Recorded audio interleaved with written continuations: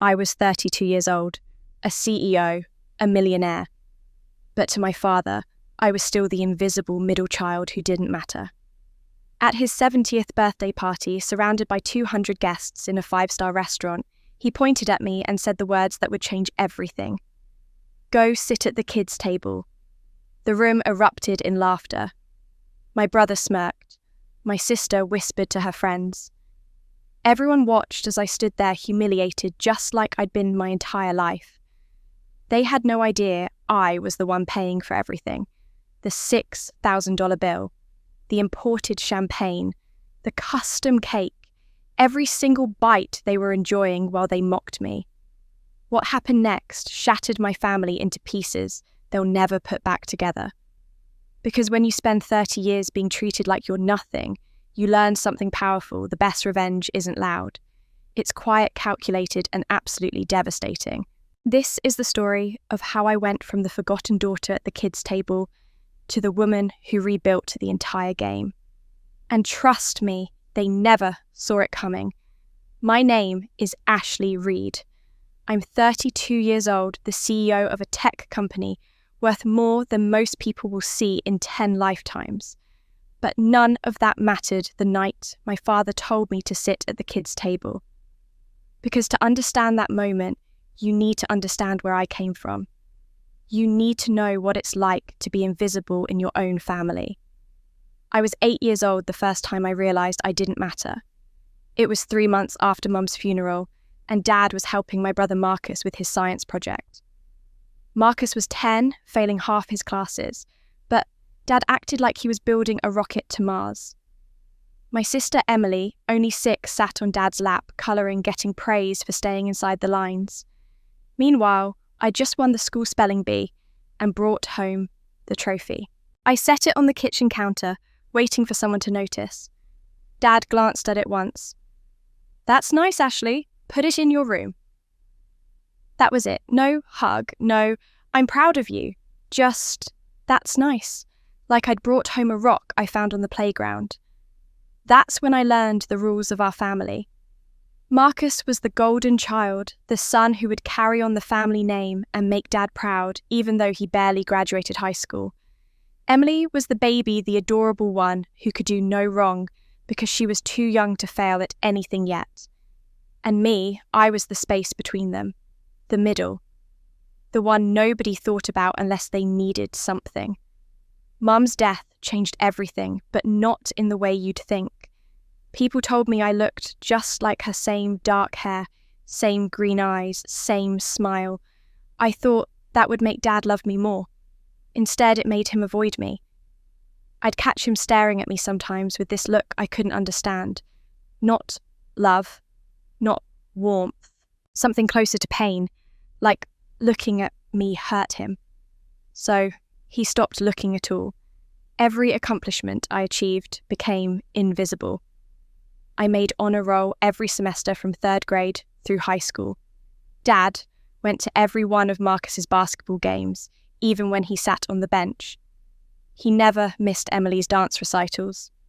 But my academic awards ceremonies, I have to work, Ashley, you understand. I did understand. I understood that I ranked below Marcus's C- efforts and Emily's participation trophies. By middle school, I'd perfected the art of being present, but unseen. I'd sit at the dinner table while Dad asked Marcus about his day, asked Emily about her friends, and then the conversation would just skip over me. Sometimes I'd try to join in.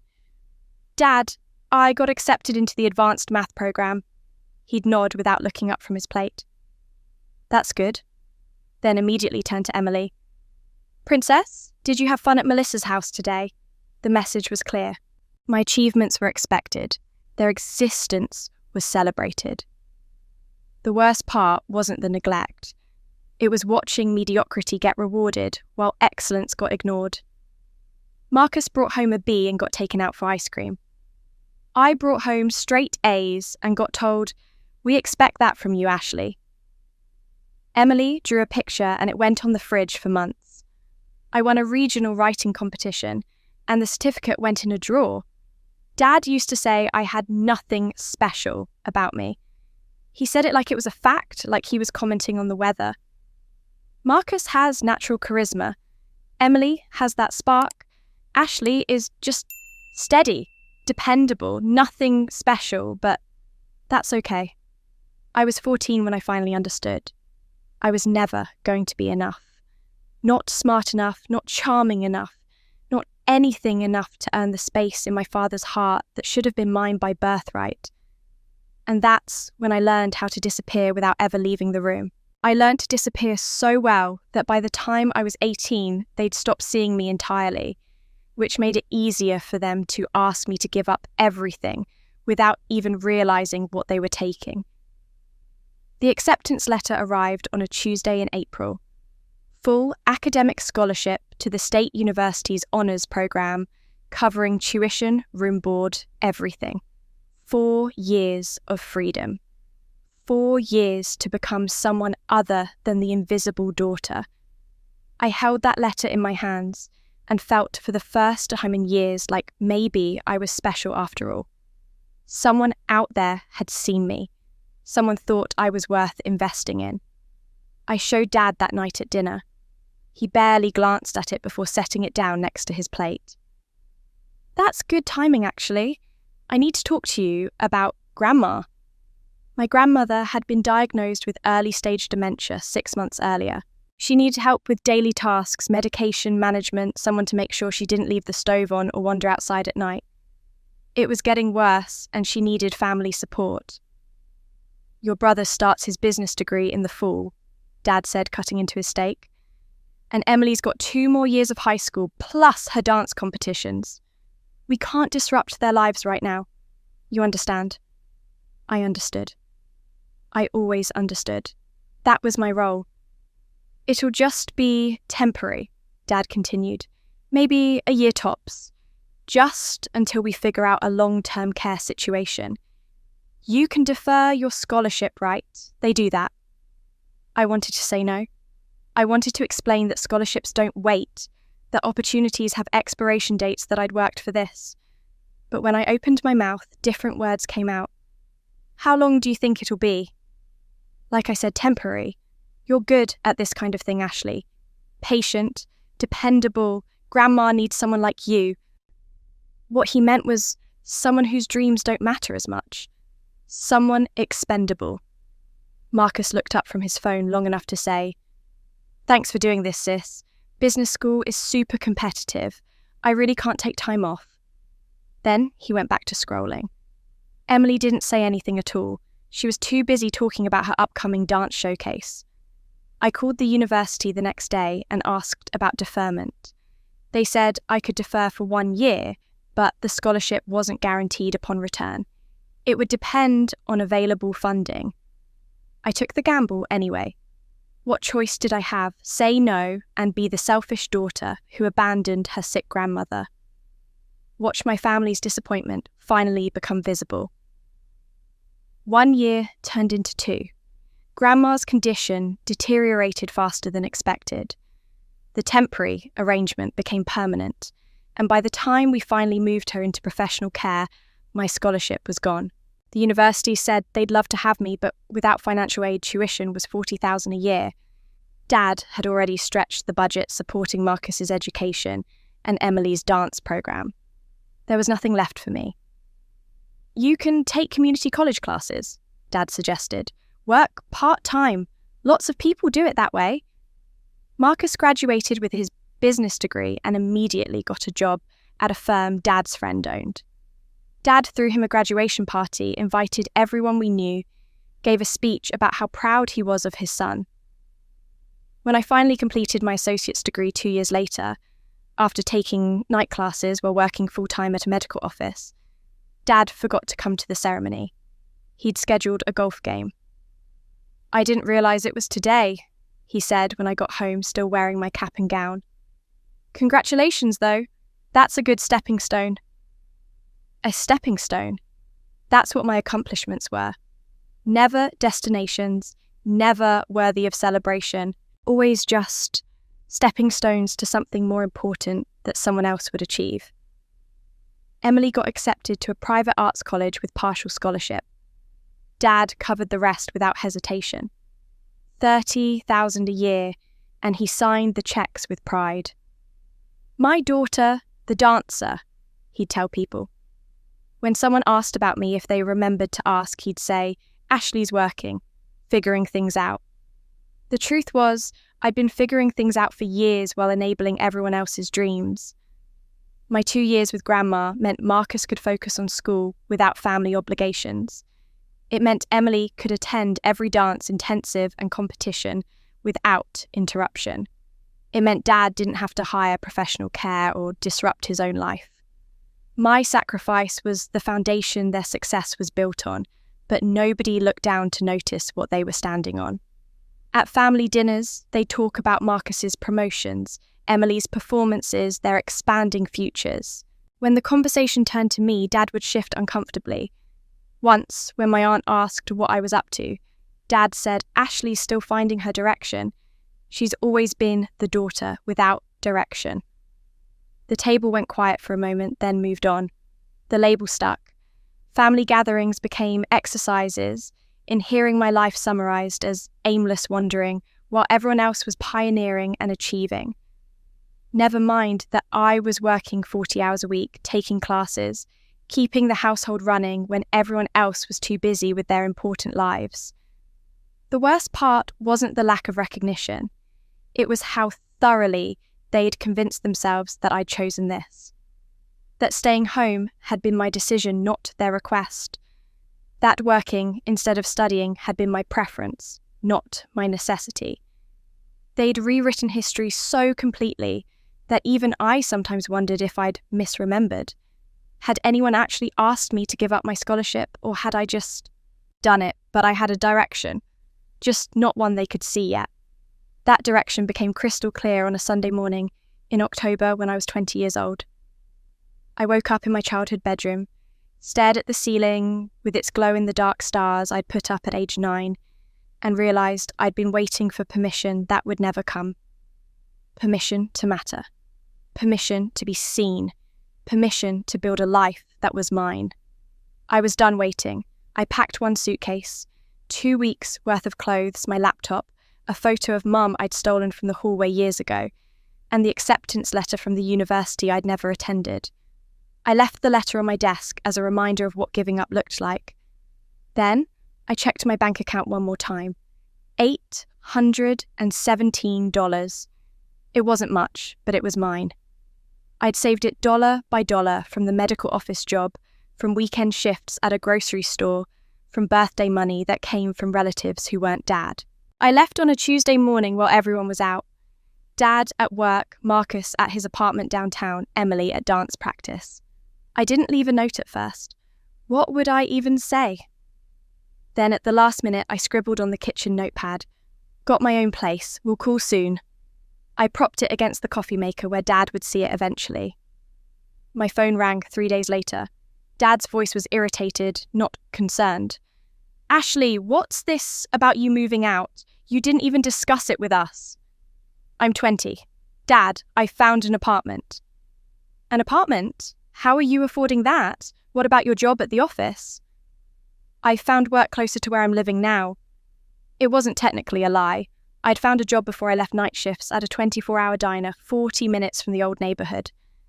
The pay was terrible, but the tips were decent and they didn't ask questions.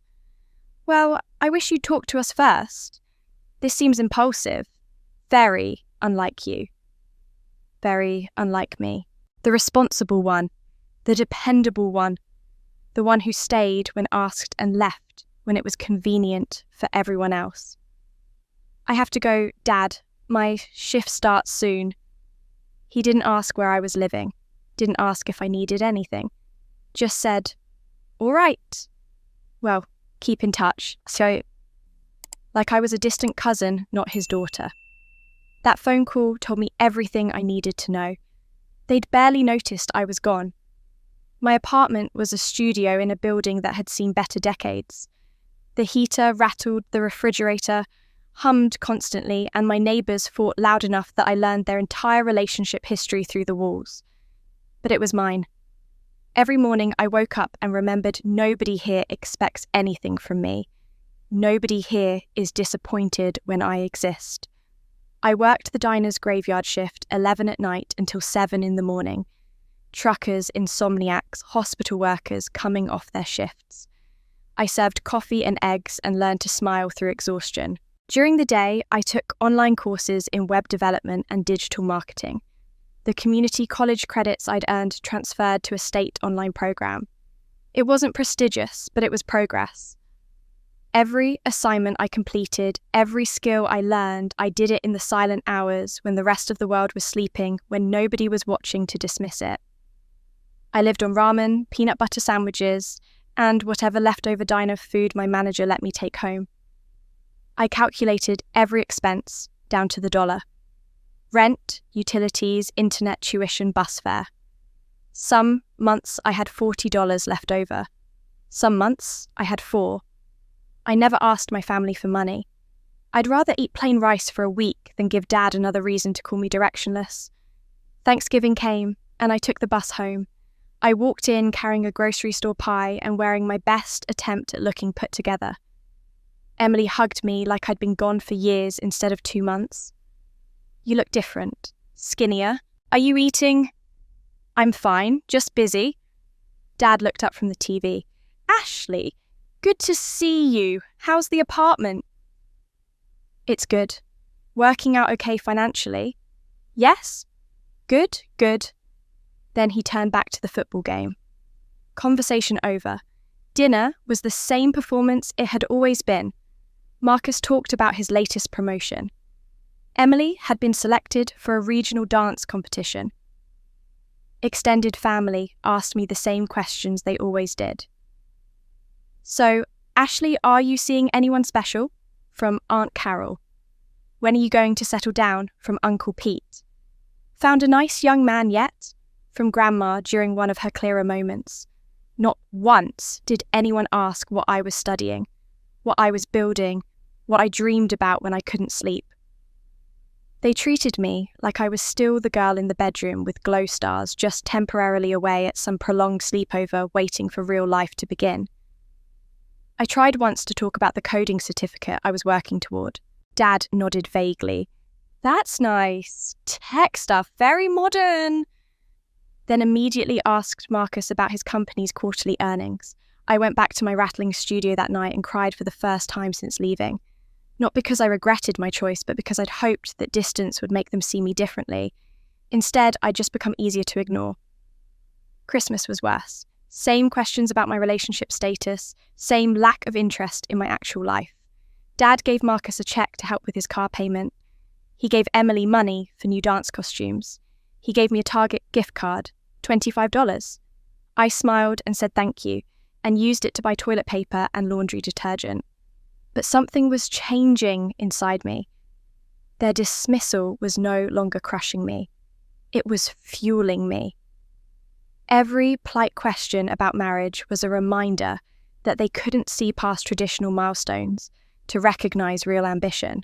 Every time they treated my work like a hobby, I worked harder.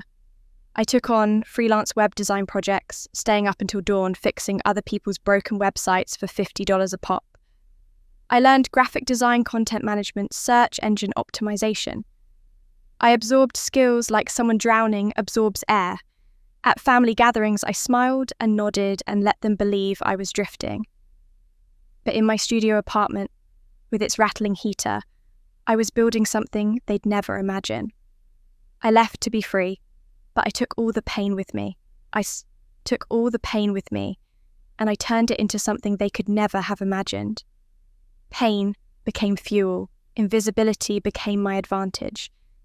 While they assumed I was still floundering, I was building an empire one line of code at a time. The first freelance client came through a Craigslist ad when I was 21. A local bakery needed a website. The owner, a woman in her 60s, offered me $200. I'd never built a complete website for money before, only practice projects for my online courses. I said yes immediately and spent 3 sleepless days teaching myself everything I didn't know. When I delivered it, she cried. "You made my little shop look like it matters," she said. That sentence stayed with me. I'd made something invisible become visible. Word spread slowly in that quiet way small business referrals do. The bakery owner told her book club. Someone from book club told her yoga instructor. The yoga instructor told her therapist husband. Within 6 months, I had a steady stream of small clients. I quit the diner and freelanced full-time working from my studio apartment in pajamas, building websites and managing social media accounts for people who barely understood what digital marketing meant. I was making more than I ever had, but I kept my expenses exactly the same. The extra money went into savings, accumulating week by week into something that felt like security. At 23, I took a contract with a startup called Connect Space. They were building a platform for remote collaboration, trying to compete with the bigger players. They couldn't afford my full rate, so the founder offered equity instead. 2% of the company in exchange for 6 months of work building their user interface and marketing their beta launch. Everyone I told said I was insane to work for stock in a company that might fail. I took the deal anyway. Something about the founder's vision resonated with me. He was building tools for people who worked alone, who didn't fit into traditional office culture. People like me. I poured everything into that project. The interface I designed was clean and intuitive. The marketing campaign I created spoke directly to freelancers, remote workers, digital nomads, all the people who existed outside conventional structures. Connect Space launched and grew faster than anyone projected. Within a year, they raised Series A funding. Within 3 years, they were processing millions in revenue. My 2% stake suddenly meant something real. When I was 26, Connect Space went public. My equity translated into enough money that I never had to worry about rent or ramen again. I could have bought a house and new car designer clothes. Instead, I stayed in my studio apartment with the rattling heater. I kept driving my 2005 Honda Civic with the dented bumper.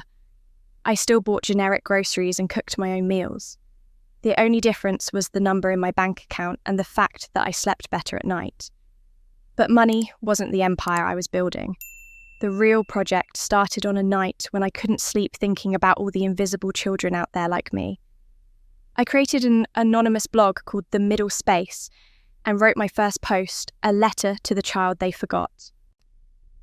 I wrote about growing up between siblings who mattered more, about sacrificing dreams for family who never said thank you, about learning to find worth in yourself when nobody reflects it back to you.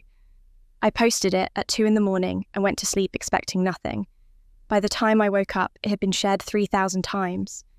My inbox was flooded with messages from people who said, "This is my life," and I thought I was the only one, and you put words to everything I couldn't explain.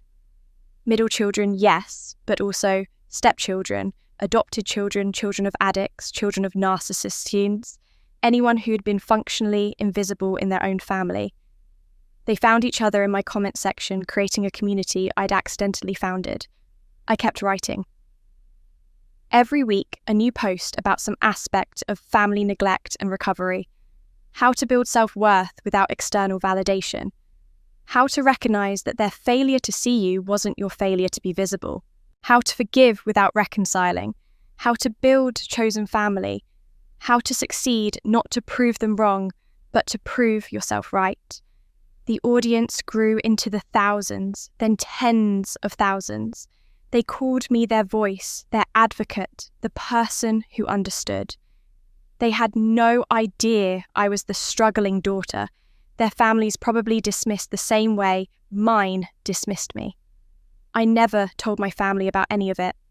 Not the startup equity, not the blog, not the money, not the community I'd built. When I showed up for holidays, I let them assume I was still barely getting by. Dad would ask his obligatory, "How's work?" and I'd give vague answers. "Busy, you know how it is." He'd nod and move on to asking Marcus about his latest accomplishment.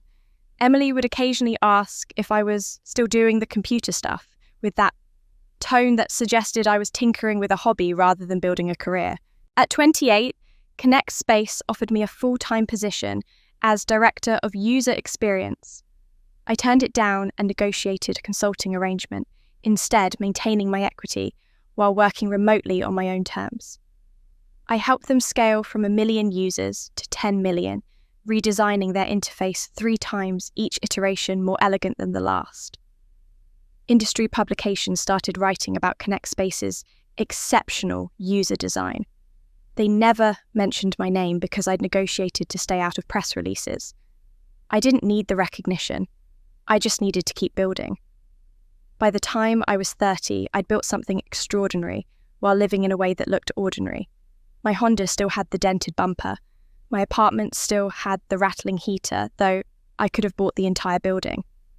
I still wore jeans and sweaters from Target, but I had investment accounts with more zeros than my family could imagine, a blog reaching hundreds of thousands of forgotten children who finally felt seen, and equity in a company that had changed how people worked.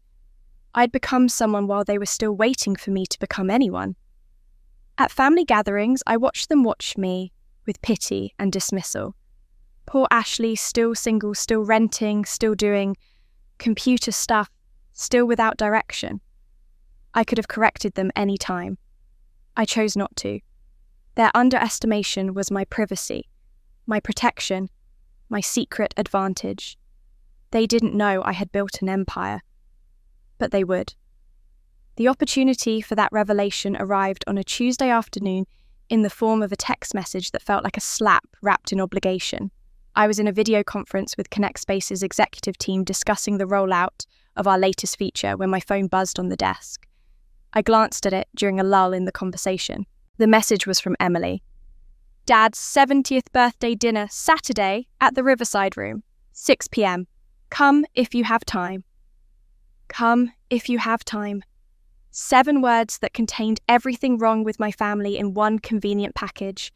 Not, please come, or we'd love to see you, or even hope you can make it. Come if you have time. Like I was a distant acquaintance whose presence would be tolerated but not particularly desired. Like my time was assumed to be less valuable than anyone else's. Like I was still the afterthought I'd always been. I stared at the message for longer than I should have while someone on the conference call asked my opinion on user interface changes. I forced my attention back to work, approved the design updates, and ended the meeting with my usual efficiency. But the text message sat there on my screen, a tiny bomb of family dysfunction waiting to explode. The Riverside Room. I knew the place. It was the most expensive restaurant in the city, the kind where entrees started at $60 and wine bottles cost more than my first month's rent had. The kind of venue that screamed important occasion for important people. Dad's 70th birthday certainly qualified. I did quick math in my head. If they were hosting at the Riverside Room for family and friends, they were looking at a bill well into the thousands. Maybe 6,000 or 7,000 depending on how many people Marcus and Emily had invited. I wondered who was paying for it. Probably Dad himself wanting to project success and generosity. Maybe Marcus had offered to chip in, making a show of being the good son. Emily likely contributed by doing the planning and making it all look effortless and beautiful. And me, I hadn't been asked to contribute anything because nobody expected me to have anything to contribute. 12 years. It had been 12 years since I'd left home with $800 in a suitcase. 12 years of building myself from invisible daughter to someone who mattered in spaces they'd never even see.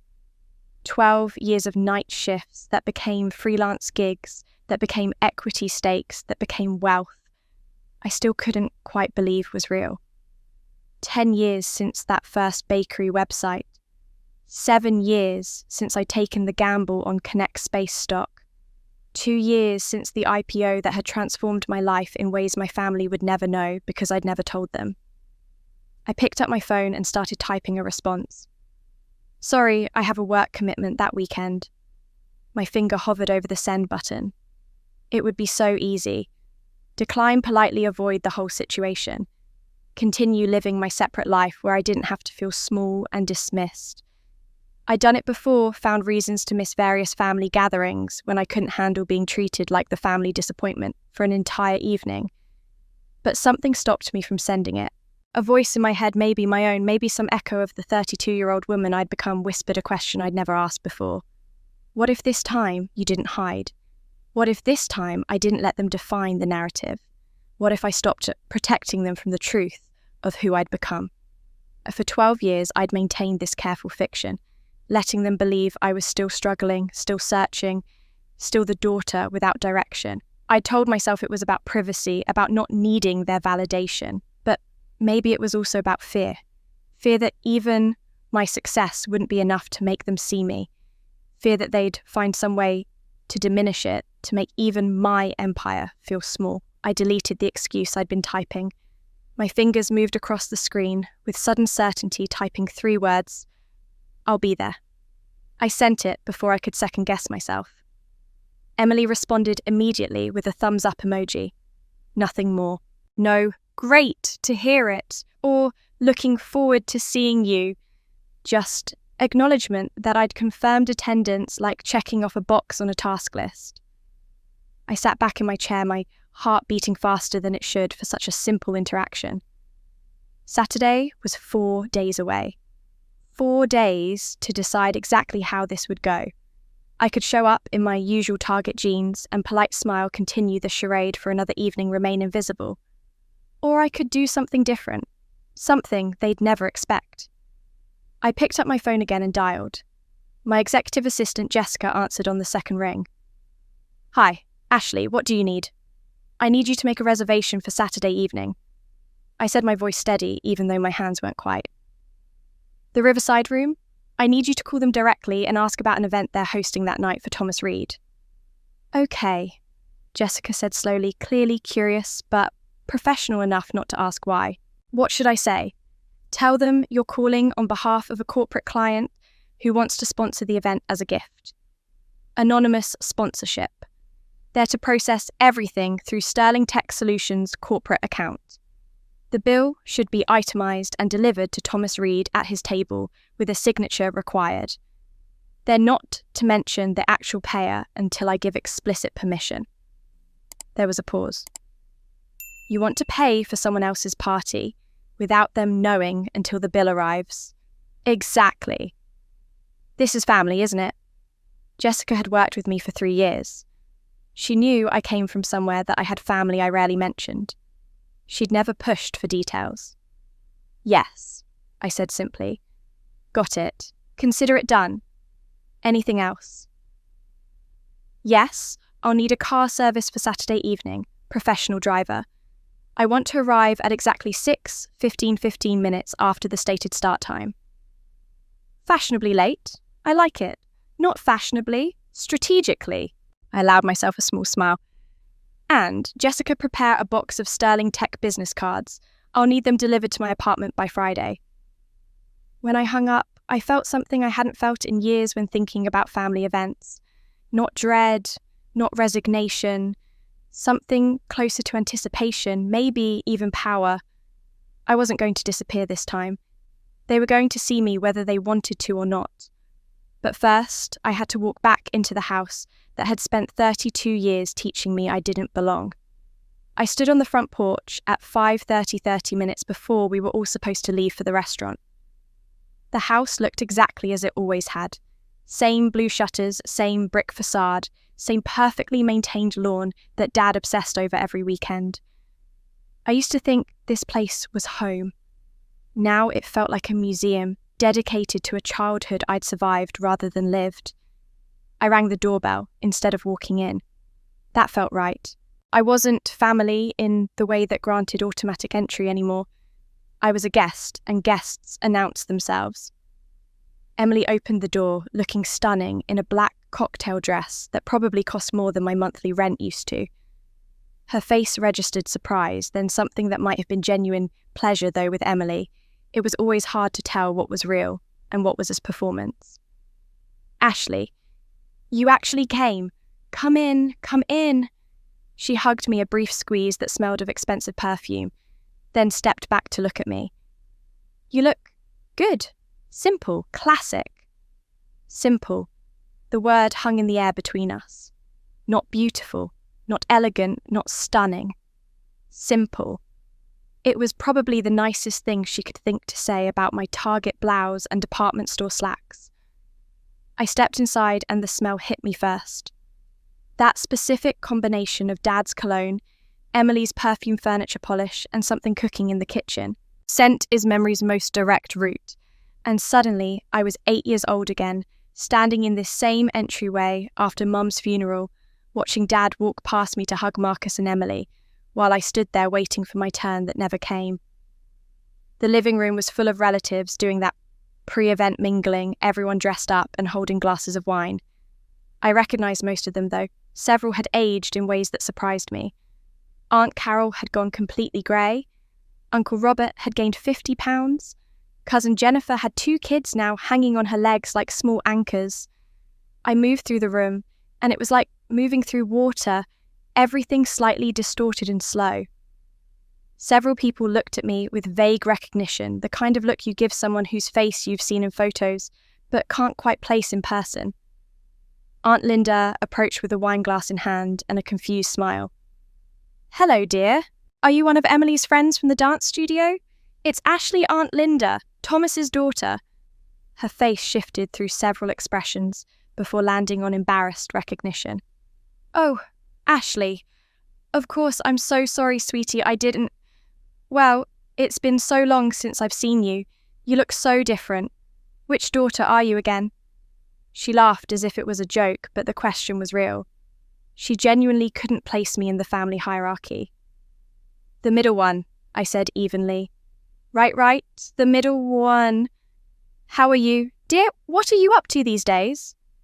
Before I could answer, Uncle Robert called her over to settle some debate about traffic routes to the restaurant, and she drifted away with an apologetic smile, already forgetting she'd asked me a question.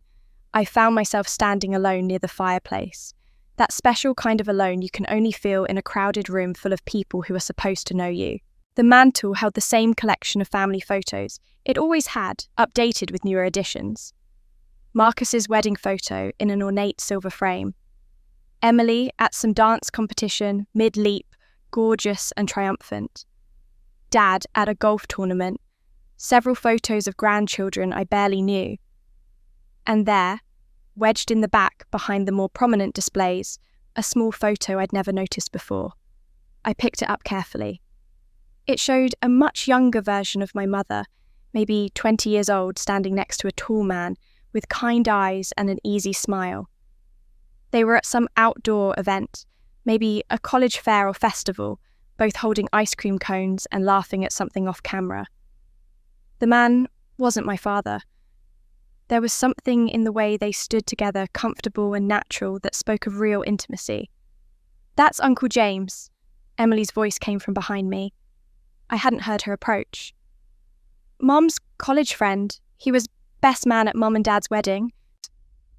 I studied the photo more carefully. The way Mum looked at the camera, the joy in her expression, the casual way her shoulder touched the man's arm. They looked close. They were, I guess, before she met Dad. Emily took the photo from my hands and set it back on the mantel, repositioning it slightly. "Uncle James never married. Aunt Carol says he's been carrying a torch for decades, but who knows? He's supposed to be here tonight, actually. Dad invited him. First time in years." Something about that information felt significant, though I couldn't say why. A man who'd loved my mother, who'd stepped aside when she chose my father, who'd never married because no one else measured up. And now he was coming to this party where her daughter would finally stop being invisible. "Still living alone?" Emily's voice carried across the room, pitched just loud enough that several nearby conversations paused. "No ring yet." She gestured at my left hand with her wine glass, and I saw several relatives glance over, their eyes landing on my bare finger with expressions that ranged from pity to judgment. The message was clear. Here was Ashley at 32, still single, still presumably struggling, still the daughter who hadn't figured life out. In my family's mathematics, marriage equaled success for women. Career, wealth, independence, none of that counted if you didn't have a ring and a man to validate your existence. I smiled at Emily, that careful smile I'd perfected over years of these interactions. "Still living alone," I confirmed, "but never lonely." The distinction was lost on her. She'd already turned to greet another guest, leaving me standing by the mantel with my mother's photograph, and the ghost of my childhood surrounding me like fog. This house remembered everything I'd endured and nothing I'd achieved. Every room held shadows of moments I'd been excluded from, forgotten, indismissed within. The dining room where I'd sat silent through 1,000 meals. The hallway where family photos hung without me. The kitchen where I'd made myself scarce so I wouldn't be in the way. But I wasn't the same girl who'd left 12 years ago. I was something they'd never seen before, something they'd never imagined I could become. And in about 30 minutes, when a certain bill arrived at a certain table, they were going to start understanding exactly what they'd missed while they weren't looking. The front door burst open with the kind of entrance Marcus had perfected over the years, the kind that demanded attention without asking for it. "Sorry, we're late." His voice filled the house before he'd fully crossed the threshold. Traffic from the country club was insane. He strode in wearing a suit that probably cost $3,000 his wife Brittany, beside him in a dress I recognised from a fashion magazine I'd seen at a dentist's office. Her heels alone likely cost more than my first car. They looked like they'd stepped out of a luxury lifestyle advertisement, all polished surfaces and calculated glamour. Marcus made his rounds, hugging Dad with that back-slapping heartiness men use to communicate affection, without vulnerability, kissing Emily's cheek, waving at relatives across the room. His presence shifted the energy in the house, everyone orienting toward him like plants toward sunlight. This was the golden child, the son who'd fulfilled every expectation, and everyone wanted to bask in his glow. He saw me after he'd greeted everyone else, an afterthought to notice in his peripheral vision. "Ashley, you made it." He crossed the room and pulled me into a brief hug that felt more like a performance for onlookers than genuine affection. "Looking good, sis. Love the whole minimalist vibe you've got going." Minimalist. Another word for couldn't afford better. I let it slide. "Brittany, you remember my sister Ashley?" Marcus gestured at me like I was an exhibit he was presenting. Brittany offered a smile that didn't quite reach her eyes. "Of course. So nice to see you again." We'd met maybe 3 times in the 5 years they had been married. I was not memorable to her, just another obligation on the family chart. Marcus immediately launched into a story about their recent vacation to the Maldives, pulling out his phone to show photos of overwater bungalows and crystal blue seas. A small crowd gathered around him, oohing and eyeing at the appropriate moments. He talked about the resort's Michelin-starred restaurant, the private yacht excursion, the couples massage, that cost more per hour than most people made in a day. Every detail was a subtle reminder of his success, his status, his position in the family hierarchy. "And the business is just exploding right now," he continued, seamlessly transitioning from vacation to professional triumph. "We just closed a deal with a client that's going to triple our quarterly revenue. Dad, you'd be proud. Everything you taught me about negotiation really paid off." Dad beamed, actual visible pride radiating from him like heat. "That's my boy. I always knew you had it in you." Then Marcus turned to a man I didn't recognise, someone's +1 or colleague, and said with that easy laugh of his, "This is my sister, the nomad. Ashley's still figuring out her path, aren't you? Cis free spirit, that one." The nomad. The free spirit. The girl still figuring it out. Every word was a dismissal wrapped in affection, a way of explaining my existence that positioned me as lesser while seeming supportive. Several people chuckled knowingly, that sympathetic laugh people give when someone hasn't quite gotten their life together yet. I didn't correct him. I just smiled and nodded, playing the role he'd assigned me, because in 15 minutes none of this would matter. Emily materialised at my elbow with her wine glass and her concerned sister expression. "We really were worried about you," she said, her voice pitched to sound caring but loud enough for others to hear. "You kind of disappeared for a while there. We never know what's going on in your life." "I've been working," I said simply. "Write the computer thing. Are you still doing that?" She made it sound like a hobby I'd picked up and might abandon at any moment, like pottery or scrapbooking. "Still doing the computer thing," I confirmed. "That's great. I mean, as long as you're happy, that's what matters, right?" She squeezed my arm with performative sisterly affection. At least you look happy. That's more important than anything else. At least you look happy, translation. You may not have money, status, marriage, children, or any traditional marker of success. But hey, at least you're not visibly miserable. How lovely for you to be content with so little. The phrases were all variations on a theme, each one a small knife delivered with a smile. We were worried. Still doing your little thing. At least you're happy. Every word was designed to put me in my place while maintaining plausible deniability. If I objected, I'd be oversensitive. If I defended myself, I'd be defensive. The only winning move was to accept the role they'd written for me. Dad appeared, then greeting some guests who'd just arrived, and I watched him perform his patriarch routine. Warm handshakes, jovial laughter, the confident ease of a man who knew his place in the world. When he reached me standing with Emily, his enthusiasm dimmed perceptibly. Ashley, good you're here. Come meet the Hendersons. They're old friends from the club. He placed a hand on my back, steering me toward an older couple in expensive casual wear. Jim, Patricia, this is Ashley, my daughter. She does something with technology, computers or websites or something like that. Something with technology, something with computers. He genuinely didn't know and had never cared enough to ask. To the Hendersons, he added, Ashley's always been the independent type, marches to her own drummer. Independent type was code for difficult. Marches to her own drummer meant doesn't follow the script we wrote. I shook hands with the Hendersons, made small talk about nothing, and watched Dad's face. There was no pride there, no interest, just the mild obligation of introducing a family member whose existence he had to acknowledge but didn't particularly celebrate. I excused myself and found a quiet corner near the stairs, a position that let me observe the whole room. From this vantage point, I could see the entire performance clearly. The family dynamics were a carefully choreographed dance, and everyone knew their steps. Marcus was the star, Emily was the supporting actress, Dad was the director, and I was the stagehand they tolerated backstage but never let on stage. I watched Marcus hold court, watched Emily work the room with practiced grace, watched Dad soak up the attention and admiration.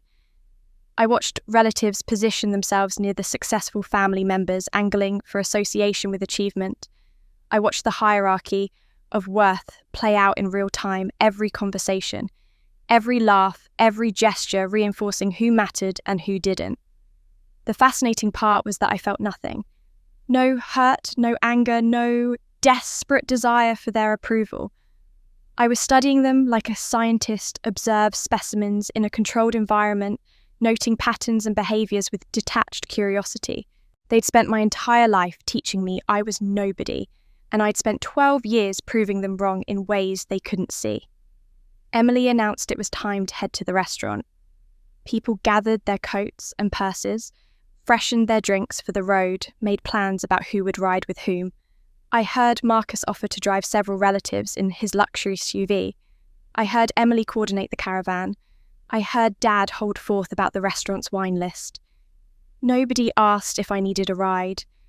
Nobody wondered how I'd gotten here or how I'd get to the venue. I was furniture present, but unremarkable, expected to figure out my own logistics. They still saw me as nobody.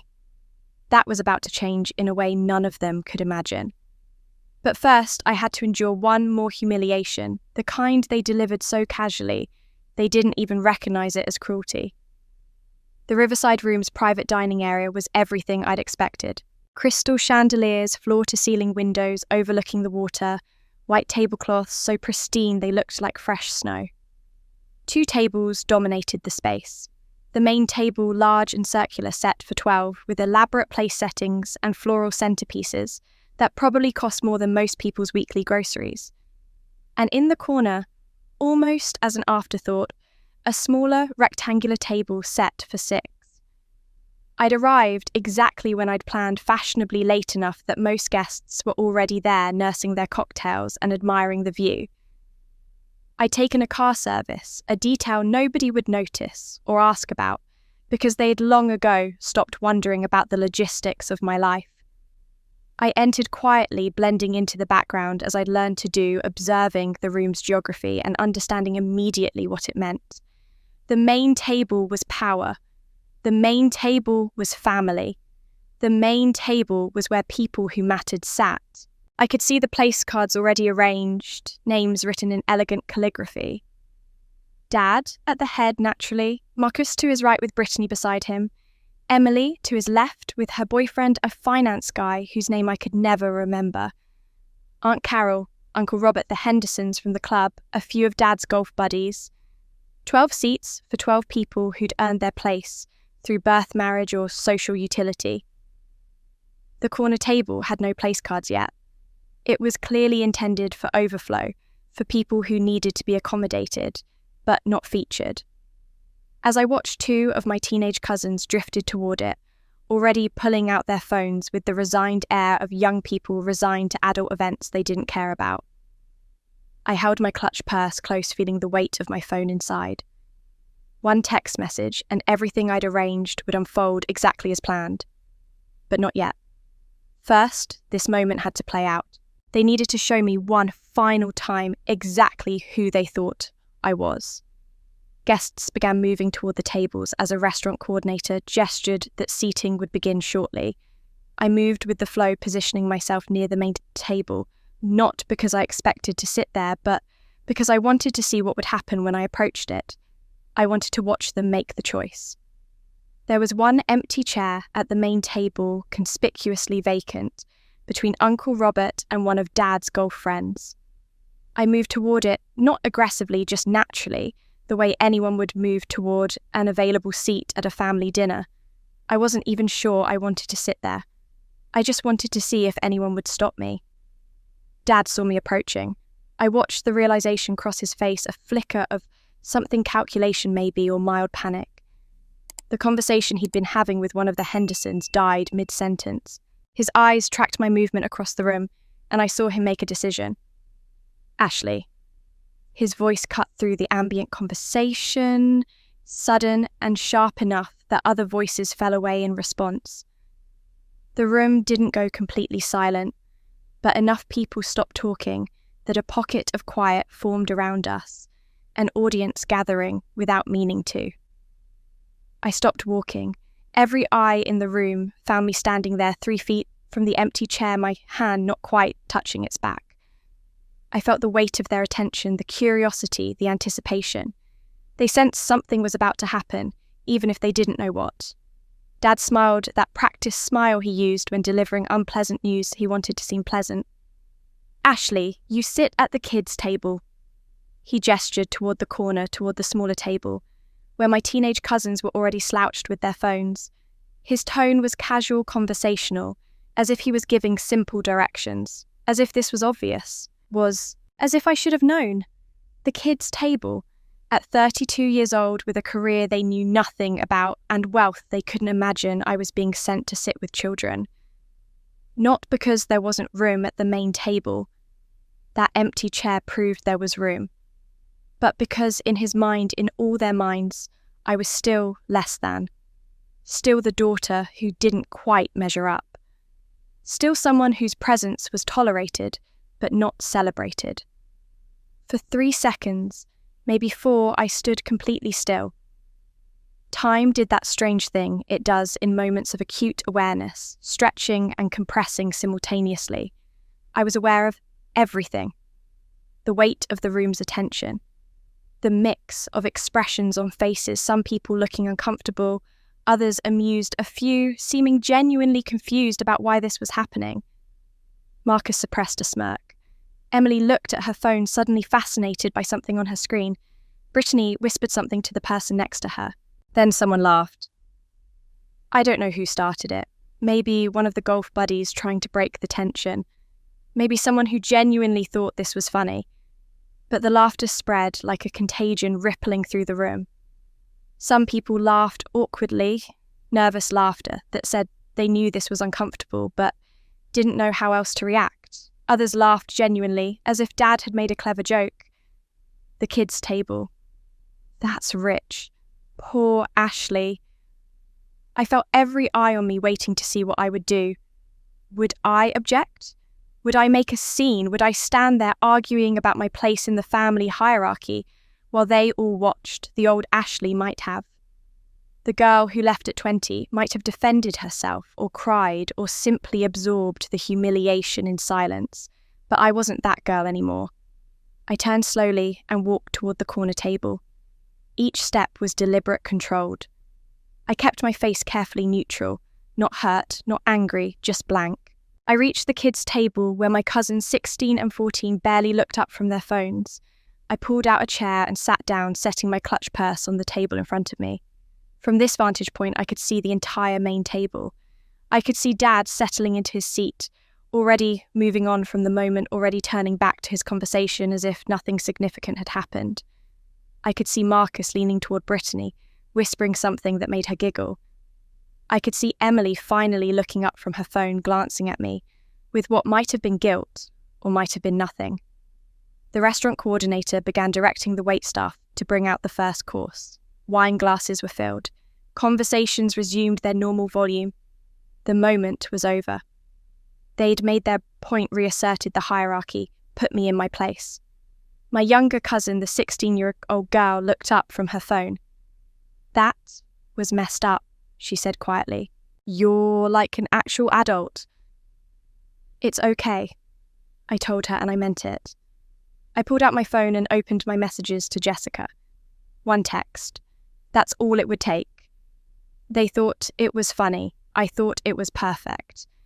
Because now, sitting at this corner table with teenagers who were more interested in their phones than the expensive meal being served, I had the perfect vantage point to watch everything unfold exactly as I'd orchestrated it.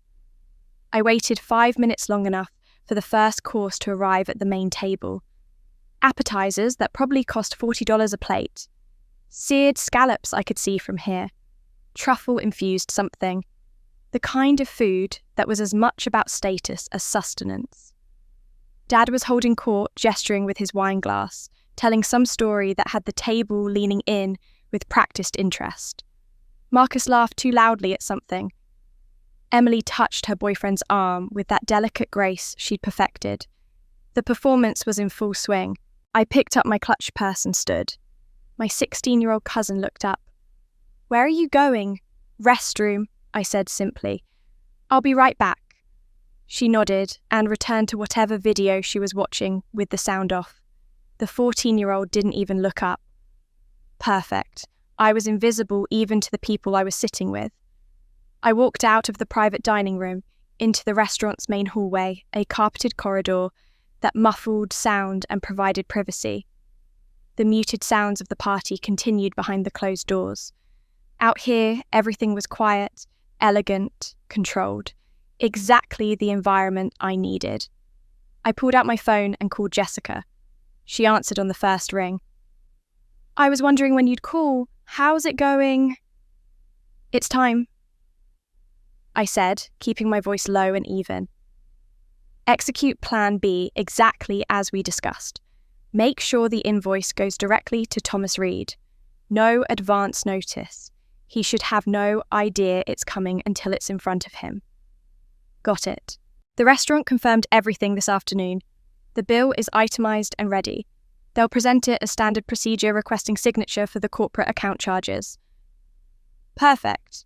And Jessica, the timing is critical. I need this to happen during the main course when everyone's settled and comfortable. Maximum audience, minimum opportunity for him to handle it privately. Understood. I'll coordinate with the restaurant manager now. They're expecting my call. I could hear her typing in the background, efficient as always. Anything else? Yes, the bill must be itemized completely. Every appetizer, every glass of wine, every detail. I want him to see exactly what this evening costs and make sure the delivery is formal. Restaurant manager, leather, portfolio, the full presentation. This needs to feel significant. Oh, it will. I've been coordinating with their events manager all week. They understand this is important. Jessica paused. Ashley, I have to ask. Are you sure about this? Once that bill hits the table, there's no taking it back. I thought about the kids' table. I thought about 32 years of being invisible, dismissed, treated as less than. I thought about the empty chair at the main table and Dad's casual cruelty delivered with a smile. I've never been more sure of anything in my life. Then, consider it done. The invoice will be delivered in approximately 20 minutes. That gives them time to finish appetizers and settle into the main course. Perfect timing. And Jessica, thank you for handling all of this. Are you kidding? This is the most interesting project I've worked on all year. Go back in there and enjoy the show. She hung up, and I could hear the smile in her voice. I stood in the hallway for another moment, composing myself. My heart was beating faster than normal adrenaline, starting to flow now that the wheels were in motion. In 20 minutes, everything would change. In 20 minutes, they'd start to understand that the daughter they'd dismissed had been paying for their entire celebration. That the woman they'd sent to the kids' table had more wealth than anyone in that room. That their contempt had been directed at someone who'd surpassed them all while they weren't paying attention. But I couldn't let any of that show on my face yet. I had to go back in there and play the role they expected. The defeated daughter, the family disappointment, the woman who accepted her place at the kids' table because she didn't have the power to demand anything else. I checked my reflection in a decorative mirror hanging in the hallway.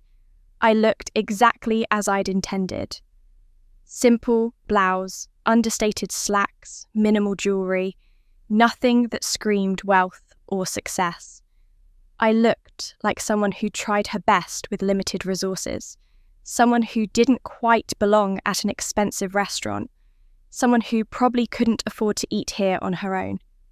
Perfect. I walked back into the private dining room with careful steps, not too confident, not too defeated, just neutral. Nobody at the main table looked up as I returned.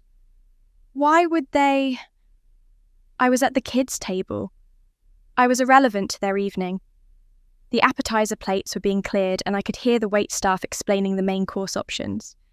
Filet mignon, Chilean sea bass, rack of lamb, the kind of entrees where each plate cost what some families spent on groceries for a week. I sat back down at my corner table. My 16-year-old cousin had moved on to a different video. The 14-year-old was texting someone, his thumbs moving rapidly across his screen. Neither acknowledged my return. A young waiter approached our table looking apologetic. "Can I get you anything to drink? We have soda juice, sparkling water." My cousin looked up. "Do you have apple juice?" "Of course." He looked at me. "And for you, ma'am?" "Ma'am." At least someone was treating me like an adult. "Just water, please. Still not sparkling." He nodded and retreated. I glanced toward the main table and caught Emily looking my way. She saw me notice and quickly looked away, suddenly very interested in her boyfriend's conversation with Uncle Robert. Was that guilt on her face or just embarrassment at having a sister relegated to the corner? The waiter returned with drinks. My cousin got her apple juice in an actual juice box, the kind with the little straw attached to the side. The absurdity of it almost made me laugh. A juice box at a restaurant where the wine list started at $80 a bottle. She pushed it toward me. "Want it?" I actually wanted soda, but didn't want to seem difficult. I looked at the juice box, at this small gesture of solidarity from a 16-year-old who recognised the injustice of this seating arrangement, even if the adults didn't. And something about the moment struck me as perfectly symbolic. I took the juice box. "Thank you." I punctured the little foil circle with the straw and took a sip. Apple juice from a kid's drink container sitting at the kids' table wearing my Target clothes, looking every bit the part they'd assigned me. If anyone from the main table glanced over now, they'd see exactly what they expected. Poor Ashley making the best of it, accepting her lesser status with quiet resignation. But in 17 minutes, a restaurant manager would walk through those doors carrying a leather portfolio. In 17 minutes, Dad would open that portfolio, and see $6,000 itemized in elegant print. In 17 minutes, the room would go silent. They treated me like a child. So I played along until it was time to flip the board. But first, I had to sit through their performance, the ritual of toasts that would paint my father as something he'd never been to me. The main courses arrived at the main table with the kind of ceremony expensive restaurants reserve for expensive meals. Waiters in crisp uniforms delivered plates with architectural precision, each dish a small work of art. I could see the filet mignon from here perfectly seared and resting in a pool of red wine reduction. The Chilean sea bass glistened under the chandeliers. The rack of lamb was fanned out like a hand of cards, each bone wrapped in that little paper crown that made it look fancy. These were $200 plates, each one a statement about wealth and taste and the kind of life where this was normal. At the kids' table, we got chicken fingers. The irony wasn't lost on me. Marcus stood first, which was predictable. He always went first, claiming the spotlight before anyone else could take it. He tapped his wine glass with a fork, that crystalline ring that demanded attention. Conversations died. All eyes turned to him. I want to say a few words about the man we're celebrating tonight. His voice carried that practiced confidence of someone who'd never been told to sit down or be quiet. Dad, you've been more than a father to me. You've been a mentor, a role model, a guide through every important decision I've ever made. Everything I know about business, about negotiation, about being a man, I learned from you. People nodded appreciatively. Aunt Carol had tears in her eyes. Dad looked appropriately humble the way successful men do when being praised, pretending to be uncomfortable with attention while clearly loving every second. You taught me that success isn't given, it's earned, that integrity matters, that family comes first. Marcus raised his glass higher. So here's to 70 years of wisdom of leadership, of showing us all what it means to live with purpose. Happy birthday, Dad. To many more years of your guidance. To Tom, the table chorus glasses clinking, wine flowing. Dad stood briefly to accept a hug from Marcus, that back-slapping embrace that communicated affection through impact. When they separated, Dad's eyes were actually wet, real tears for his real son, the one who mattered. Emily went next, standing with that graceful rise that made every movement look choreographed. I want to talk about Dad's heart, she began, her voice soft and emotional.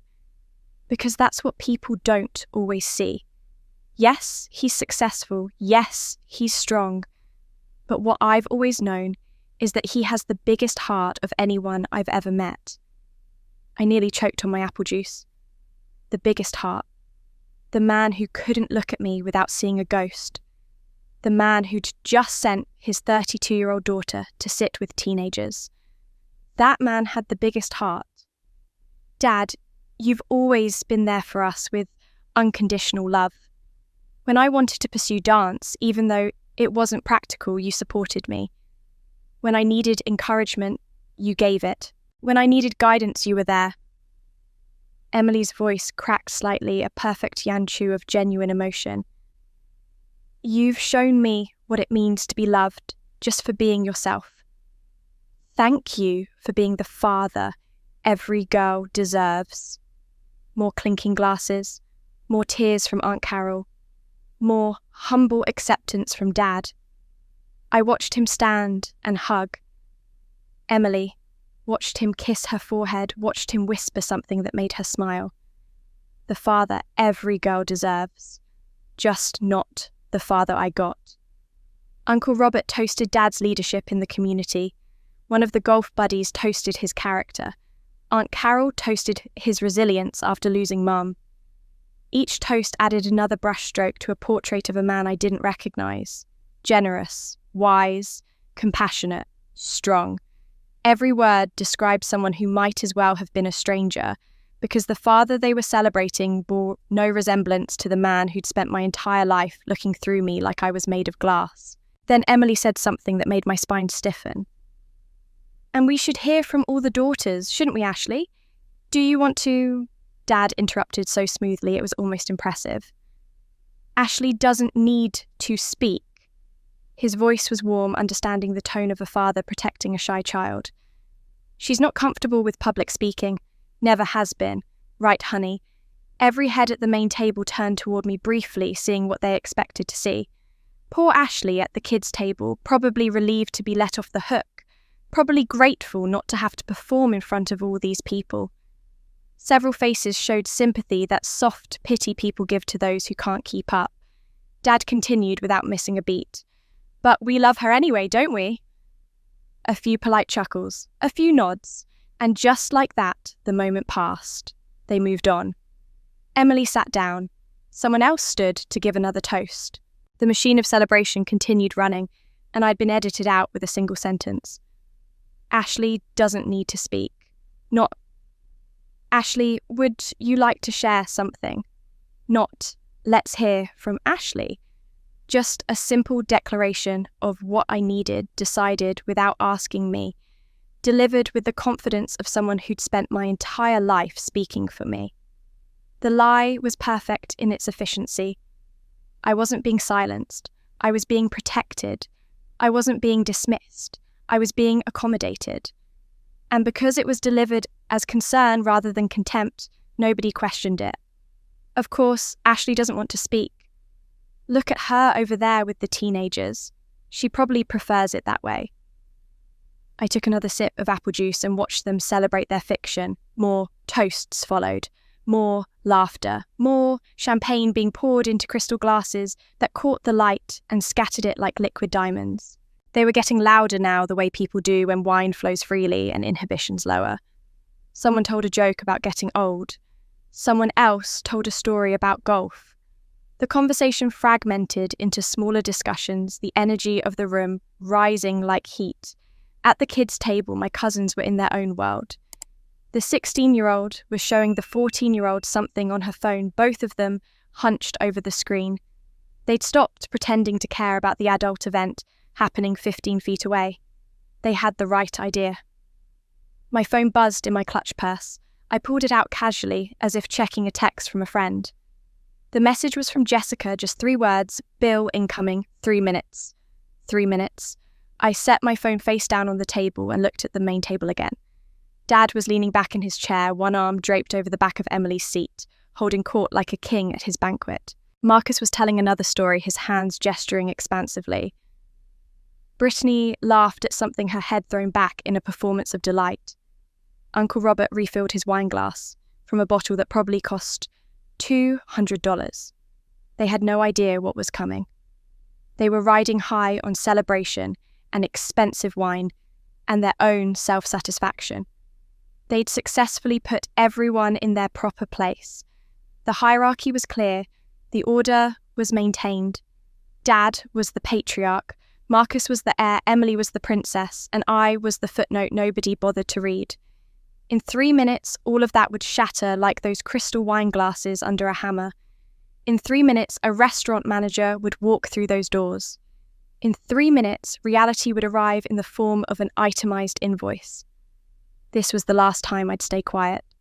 The last time they'd speak for me. Because in approximately 30 seconds, someone else was going to do the speaking, and the words they delivered would change everything. I saw him before anyone else did. The restaurant manager, a man in his 50s, wearing a suit that probably cost more than my first month's rent, used to emerge from the main dining area carrying a leather portfolio. The kind of portfolio that important documents come in, the kind that signals significance. He moved with purpose across the private dining room, his expression professionally neutral, and I watched every step like I was watching a movie I'd directed finally premiere. The table didn't notice him at first. They were too caught up in their own celebration, too insulated by wine and self-satisfaction. Dad was mid-sentence in some story, gesturing with his glass. Marcus was laughing. Emily was leaning toward her boyfriend, whispering something. The energy was peak festivity, everyone loose and comfortable and convinced the evening was going exactly as planned. Then the manager reached the main table and the energy shifted. It was subtle at first, just a few people noticing his presence. Conversations trailing off as heads turned. He stopped directly behind Dad's chair, standing at attention like a soldier awaiting orders, and the room began to quiet in that organic way crowds do when something unusual was happening. Mr. Reed? The manager's voice was polite but formal, cutting through the remaining chatter like a knife through silk. The evening's invoice requires your immediate signature. The room went completely quiet. Every conversation stopped mid-sentence. Every glass froze halfway to lips. It was as if someone had hit a pause button on the entire scene, leaving everyone suspended in confusion. Dad turned in his chair, looking up at the manager with an expression that started as confusion and was rapidly moving toward annoyance. Invoice, I'm sorry, I think there's been some confusion. We're in the middle of dinner. Yes, sir, I apologise for the interruption. The manager opened the leather portfolio with practiced efficiency, revealing papers inside. However, the corporate account arrangement requires authorization before final service. It's standard procedure for events of this nature. Corporate accounts? Dad's voice had an edge now. I don't know what you're talking about. This is a private family dinner. The manager remained professionally unflappable. Sir, the reservation was made through Sterling Tech Solutions' corporate account as an anonymous gift sponsorship. The billing agreement requires the named party yourself to review and authorize the charges before we can proceed with dessert service. Sir, I watched Dad's face cycle through several expressions in rapid succession. Confusion gave way to something that looked like panic, then hardened into defensive anger. There must be a mistake. I didn't arrange any corporate sponsorship. I'm paying for this dinner myself. I understand, sir. However, all charges for this evening were processed through the corporate account as specified in the booking. If you'll just review the invoice. The manager lifted the top page, revealing an itemized statement underneath, and held the portfolio where Dad could see it clearly. Dad's eyes dropped to the numbers, and I watched the colour drain from his face. Then just as quickly, it flooded back his complexion, going from pale to flushed red in seconds. His hand reaching for the portfolio trembled slightly. Marcus leaned in from his right side, trying to see what Dad was seeing. Emily half stood from her seat, craning her neck. The number at the bottom must have been visible, because I heard someone at the table inhale sharply. $6,048.37, itemized down to the last penny. Every appetizer listed with its price. Every bottle of wine specified by vintage and cost. The custom birthday cake with its elaborate decoration. The premium service charge for a private dining room. The cost of celebrating a patriarch broken down into brutal mathematical precision. There must be a mistake, Dad said again, but his voice had lost its authority. He was stammering now, his confidence evaporating as he scanned the itemized list. I didn't authorize this. I didn't book through any corporate account. This is $6,000. He stopped himself, suddenly aware that the entire room was listening to every word. The manager maintained his professional composure. Sir, the reservation was made under your name as the guest of honor. The corporate sponsor requested anonymous arrangement until after the event. All services were confirmed in writing. I have the correspondence if you'd like to review it. Who? Dad's voice was sharp now, almost desperate. Who arranged this? I'm not at liberty to disclose that information without the sponsor's permission, sir. However, the billing structure requires your signature acknowledging the charges were incurred. It's a formality for our records. Marcus finally spoke up, his voice low but audible in the silent room. Dad, maybe we should discuss this privately. Dad waved him off with an abrupt gesture that made wine slosh in nearby glasses. No, this is ridiculous. I'm not signing anything until I understand what's happening. He looked up at the manager, and I could see sweat beginning to form on his forehead. You're telling me someone paid for this entire dinner without telling me? As an anonymous gift, yes, sir? The charges have already been processed. We simply require your acknowledgement for our documentation. The silence in the room had weight now pressing down on everyone. Guests were exchanging glances, some confused, some uncomfortable, all of them watching the patriarch struggle with something none of them understood. This was supposed to be his celebration, his moment of glory, and instead he was being presented with a $6,000 bill he hadn't planned for, arranged by someone he didn't know, in front of everyone he'd invited to witness his success. Brittany whispered something to Marcus. Uncle Robert cleared his throat awkwardly. Aunt Carol was staring at her wine glass like it contained answers. Emily's boyfriend looked like he wanted to be anywhere else. And Dad just sat there, the portfolio open in front of him, the itemised invoice spelling out the cost of his celebration in numbers that wouldn't stop adding up. His hand hovered over the signature line, trembling more noticeably now. To sign was to acknowledge he'd incurred $6,000 in charges. To refuse was to create a scene in front of everyone to admit he didn't have control of his own celebration. Either way, the man who'd spent the evening being toasted for his generosity and wisdom was trapped by an invoice he couldn't explain. From my corner table, I watched every second of his discomfort with absolute clarity. I watched him struggle. I watched the room watch him. I watched the perfect evening crack and splinter around a number on a page. But the real shock hadn't come yet. Not even close. Because they were all still trying to understand the bill, still processing the numbers, still wondering about the mysterious corporate sponsor. They had no idea that the answer was sitting 15 feet away, at the kids' table holding a juice box and waiting for the perfect moment. I stood slowly, deliberately, the way you stand when you know everyone will notice. My chair scraped against the floor, a small sound that carried in the absolute silence. Every head turned toward me. My 16-year-old cousin looked up from her phone, finally interested in what was happening. The 14-year-old's eyes went wide. I picked up my clutch purse and walked toward the main table. Each step was measured unhurried. I wasn't rushing to rescue Dad from his embarrassment. I was savouring every second of the walk, every eye that tracked my movement, every confused expression that tried to understand why the daughter from the kids' table was approaching at this particular moment. The distance from my corner to the main table couldn't have been more than 20 feet, but it felt like a mile. A mile where everyone watched, where the energy in the room shifted from confusion to something electric with anticipation.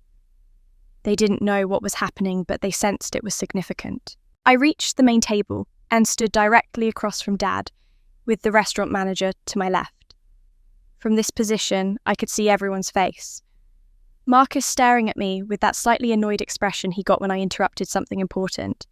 Emily with her mouth slightly open, frozen mid-breath. Brittany looking between me and Dad, trying to piece together what was happening.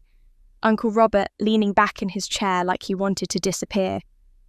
Aunt Carol with her wine glass suspended in mid-air. I opened my clutch purse and reached inside. My fingers found the small stack of business cards Jessica had delivered to my apartment yesterday. I pulled one out, held it for a moment so everyone could see I was holding something, then placed it carefully on top of the open portfolio, right on top of that $6,000 invoice. The card was simple. Cream-coloured, elegant typography. Nothing flashy. Just the essential information that would change everything. Sterling Tech Solutions. Ashley Reed, founder and CEO. For 3 full seconds, nobody moved. The card sat there on top of the bill like a bomb waiting to detonate, and everyone stared at it, their brains working to process what their eyes were seeing. Sterling Tech Solutions, the corporate account.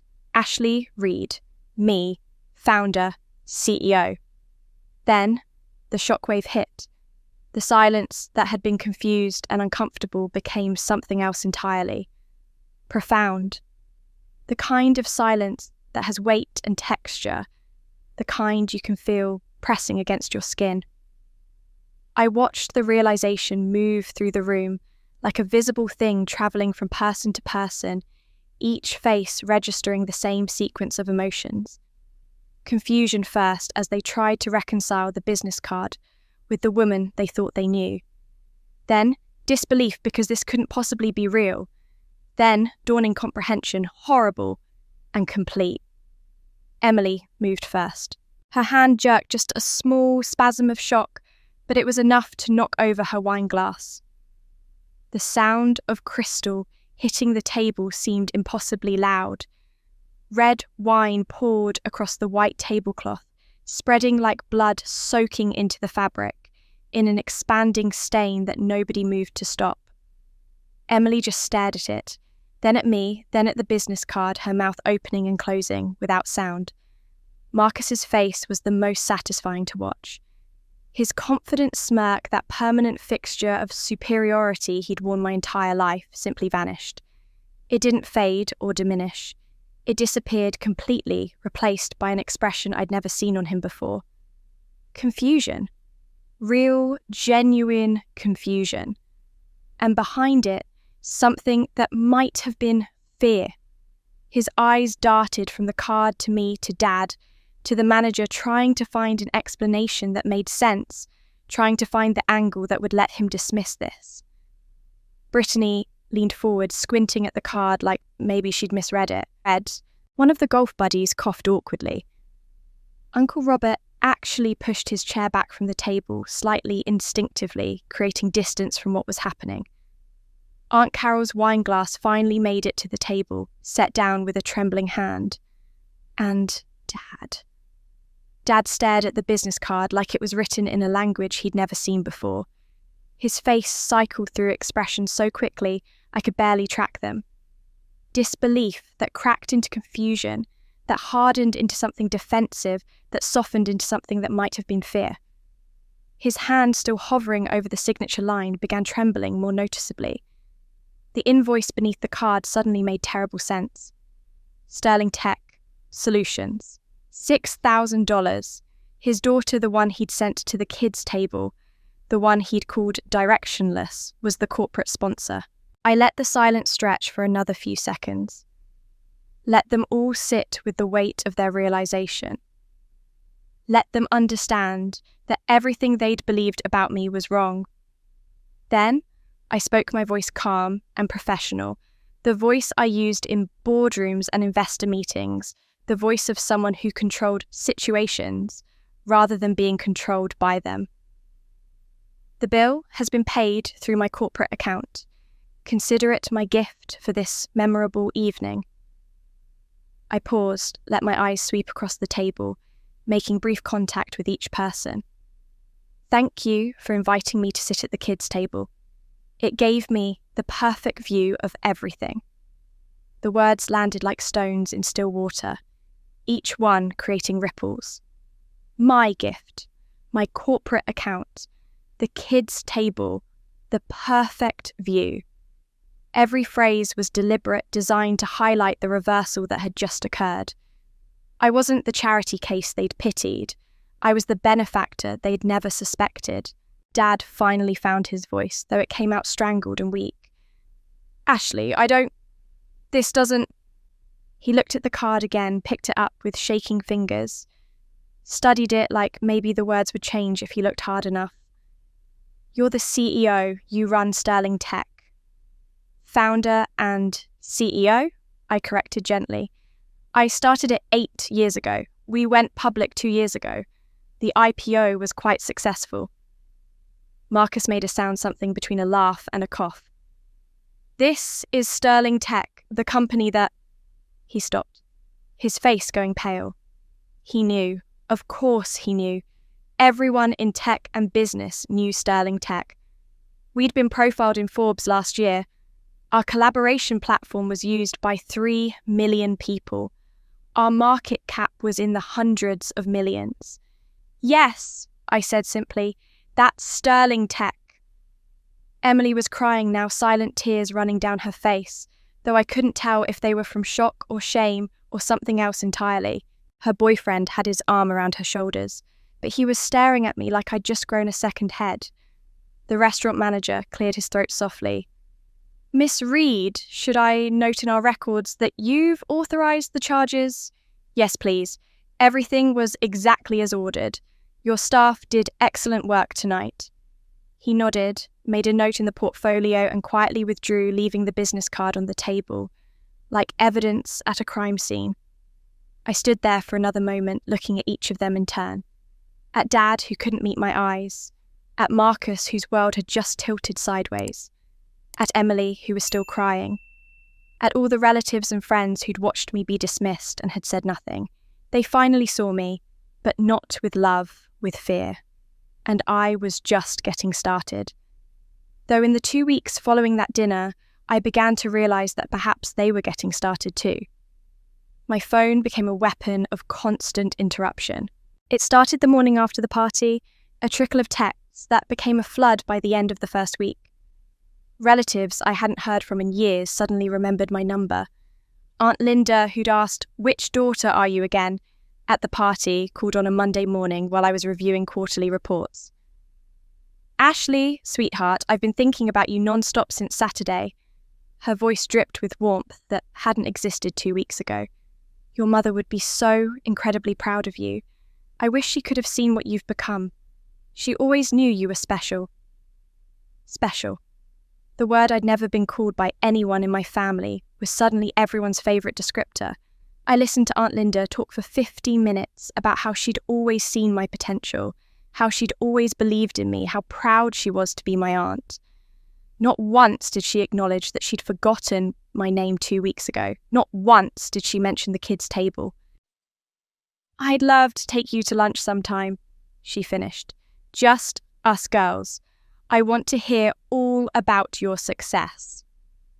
I politely declined with a vague promise of maybe next month and hung up. 3 more calls came in before noon. Uncle Robert wanting to discuss investment opportunities.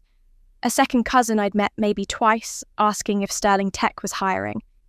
Even my grandmother called from her assisted living facility, lucid enough to say, "Your grandfather would have been so proud," before drifting back into confusion about what year it was. The texts were worse because there were so many of them. My 16-year-old cousin from the kids' table sent, "That was the coolest thing I've ever seen. You're like a superhero." That one made me smile. But then came the others. Cousin Jennifer asking if I'd consider investing in her friend's startup. A distant uncle I'd never liked asking for business advice. Emily's boyfriend of all people messaging to ask if I'd review his resume. The most interesting message came from a cousin on my mother's side, someone I barely knew named Daniel. "My dad always said weird things about you, that you made him uncomfortable, that seeing you was like seeing Aunt Grace's ghost.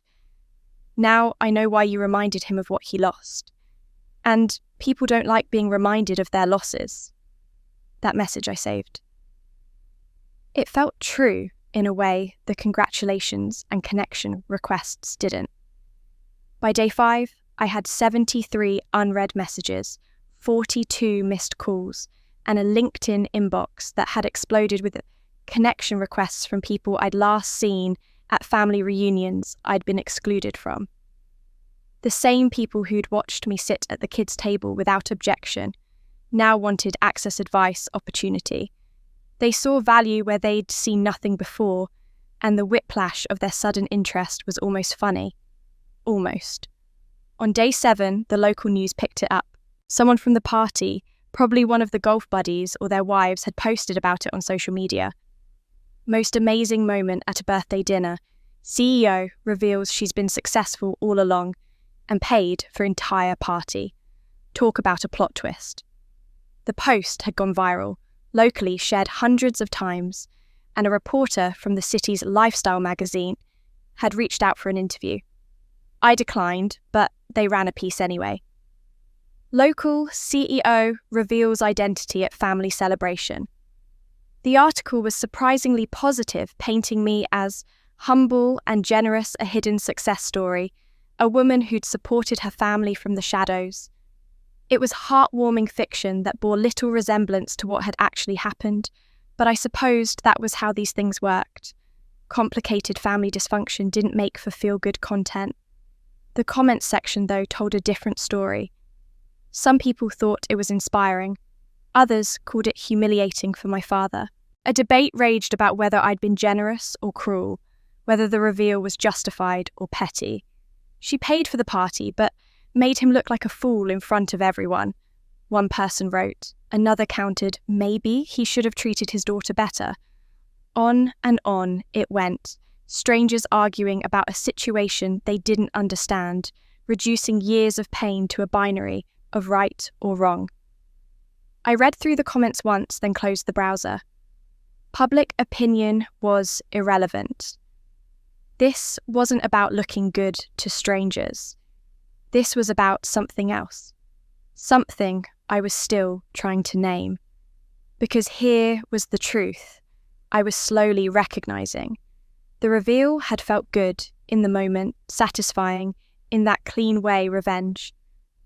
Fantasy's promise. But 2 weeks later, sitting in my still modest apartment, driving my still dented Honda, the satisfaction had faded into something more complicated. I'd shown them who I was. I'd proven them wrong. And yet, nothing fundamental had changed. Dad hadn't called to apologize. Marcus hadn't reached out to acknowledge his dismissiveness. Emily had sent one text, "We should talk," which I hadn't answered because I didn't know what there was to say. The only call that had mattered came from someone I'd never expected. My 16-year-old cousin, the one who'd offered me her juice box, called on day 9. "I just wanted to say thank you," she said. "I'm the middle kid too. And watching you, it made me think maybe being invisible isn't permanent. Maybe it's just preparation for being undeniable." I told her she was wise beyond her years. She told me she was applying to college next year and had listed me as inspiration in her essay. That conversation meant more than all the congratulations and connection requests combined. And on day 13, I spoke at a panel about women in tech. Afterward, a young woman approached me, maybe 22 or 23. "I saw the article about you," she said, "about the party. I'm the middle daughter too. Nobody sees me either. But you give me hope that it changes." I gave her my card, the same card I placed on that invoice 2 weeks ago. "It changes when you change it," I told her, "not when they change." That night, sitting alone in my apartment with takeout from the Thai place down the street, I felt something I couldn't quite name. Not satisfaction, not vindication. Something incomplete, like a puzzle with pieces still missing. I'd revealed who I was, but I hadn't uncovered who they were. Not completely. There were still questions without answers. Why had Dad really avoided me all these years? What had happened with that MIT letter? Why had Emily spent years subtly undermining me? My phone buzzed with a new message from an unknown number. No name, no identifying information. Just 5 words. "You made them look like fools. They won't forgive this. A friend." I stared at the message for a long time, my Thai food growing cold. A friend. Someone who'd been at the party. Someone who knew my family. Someone who was warning me. But warning me about what? What could they do? The truth was already out. They already knew who I was. Unless, of course, I didn't know who they were. Not really. Not completely. I hadn't uncovered everything yet, and they were just starting to fight back. Though, when Dad's call came 2 months later on a Tuesday morning in March, it didn't sound like fighting. It sounded like surrender. "Ashley."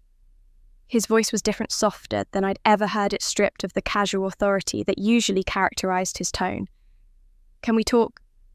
Just the two of us. I have something important to discuss." I was in my apartment, coffee in hand, reviewing a contract proposal that suddenly seemed less important than this unexpected vulnerability in my father's voice. We hadn't spoken since the party. Not one word in 8 weeks. The silence had been its own kind of communication, and I'd accepted it as the permanent state of things. But now, he was calling and he sounded small. "What do you want to talk about?" I kept my voice neutral, protective. "Not over the phone, please. Can you meet me for lunch somewhere quiet? Just us." There was a pause. "It's important, Ashley. It's about my health." My health. 2 words that changed the calculation entirely. I agreed to meet him that afternoon at a small Italian restaurant on the north side, the kind of place with checked tablecloths and private booths where conversations could happen without an audience. He was already there when I arrived, sitting in a corner booth that made him look smaller than I remembered. 2 months had done something to him. He'd lost weight, maybe 15 pounds. His face was drawn, the skin hanging looser on his frame. His hands resting on the table looked older, the veins more prominent, the age spots more visible. This wasn't the patriarch from the birthday party. This was a man who'd been diminished by something more powerful than embarrassment. I slid into the booth across from him. Up close, I could see the exhaustion in his eyes, the kind that comes from carrying something heavy for too long. "Thank you for coming." He didn't reach across the table, didn't try to hug me, just sat there looking at me with an expression I'd never seen before, something that might have been regret. "I know I don't deserve your time after everything. After the party, after everything before that." I waited, let him fill the silence. He took a breath that seemed to cost him something. "I was diagnosed with cancer, pancreatic, stage 4. They caught it late. I have maybe a year, probably less. I start chemotherapy next week, but the doctors are being realistic about outcomes." The words landed but didn't quite penetrate. Cancer, stage 4, a year. I'd spent 32 years waiting for my father to see me, and now he was telling me he wouldn't live long enough to truly make amends. The irony was almost too perfect. "I'm sorry," I said and meant it. Whatever else he was still my father. He was still the man who'd loved my mother. He was still human. "I've been thinking a lot about legacy, about what I'm leaving behind, about the mistakes I've made." He looked down at his hands. "I was a terrible father to you, Ashley. I know that now. I think I always knew it, but I didn't know how to fix it. You looked so much like your mother that every time I saw you, it was like losing her again. And instead of dealing with that grief, I pushed you away. I made you invisible because seeing you hurt too much." It was the closest thing to an apology I'd ever received from him, and part of me wanted to accept it, to let those words heal 32 years of wounds. But another part, the part that had learned to survive without his love, remained wary. "Why are you telling me this now?" "Because I want to make things right before I run out of time. I want to try to bring this family back together. I want you and Marcus and Emily to have each other after I'm gone." He paused, and when he continued, his voice carried a different quality. Strategic. "Which brings me to something I need to ask you." And there it was, the shift, the pivot from apology to request. Marcus's business is in trouble. He took some risks that didn't pan out, made some investments based on my advice that went south. He needs capital to stay afloat. The bank will lend him what he needs, but they're requiring a personal guarantor, someone with strong credit and assets. I could see where this was going, and yet I let him continue, curious how he'd frame it. "I'm asking you to co-sign the loan. It's just a formality, really. The bank requires it for liability purposes, but Marcus's business plan is solid. He'll make the payments. You won't actually be on the hook for anything. I'm dying, Ashley. This is one of the last things I can do to help my son, and it would show all of them that you're willing to be part of this family." The manipulation was elegant. Dying father, struggling brother. Family unity, just a formality. Every phrase designed to make refusal seem cruel. And underneath it all, the unspoken message: prove you're really one of us. Prove the money hasn't changed you. Prove you can be generous like we always pretended to be. Why me and not Marcus himself? Why does he need a guarantor if the business plan is solid? Dad's answer came smoothly rehearsed. "Because you're the one with good credit now. You're the successful one. The bank looks at your company, your track record, and they trust that. Marcus has had some credit issues from the business troubles. You have credibility, he doesn't." I sat there looking at my father, this diminished man with his terminal diagnosis and his strategic request, and I saw both versions of him simultaneously. The dying father who wanted redemption, and the manipulator who'd spent my entire life using guilt and obligation to maintain control. "How much?" I asked. $500,000. I know it sounds like a lot, but it's not about the amount, Dad, it's about the principle. You want me to risk $500,000 on Marcus's business. The same Marcus who's never shown any interest in my life or my success. The same Marcus who watched you send me to the kids' table and said nothing. This could change that. This could be the bridge. Please, Ashley. I'm dying. Let me leave knowing my children are unified. Let me have that peace. And there was the killing blow, the one I couldn't defend against. Because despite everything, despite 32 years of evidence to the contrary, some small part of me still wanted to be the daughter who could give her dying father peace.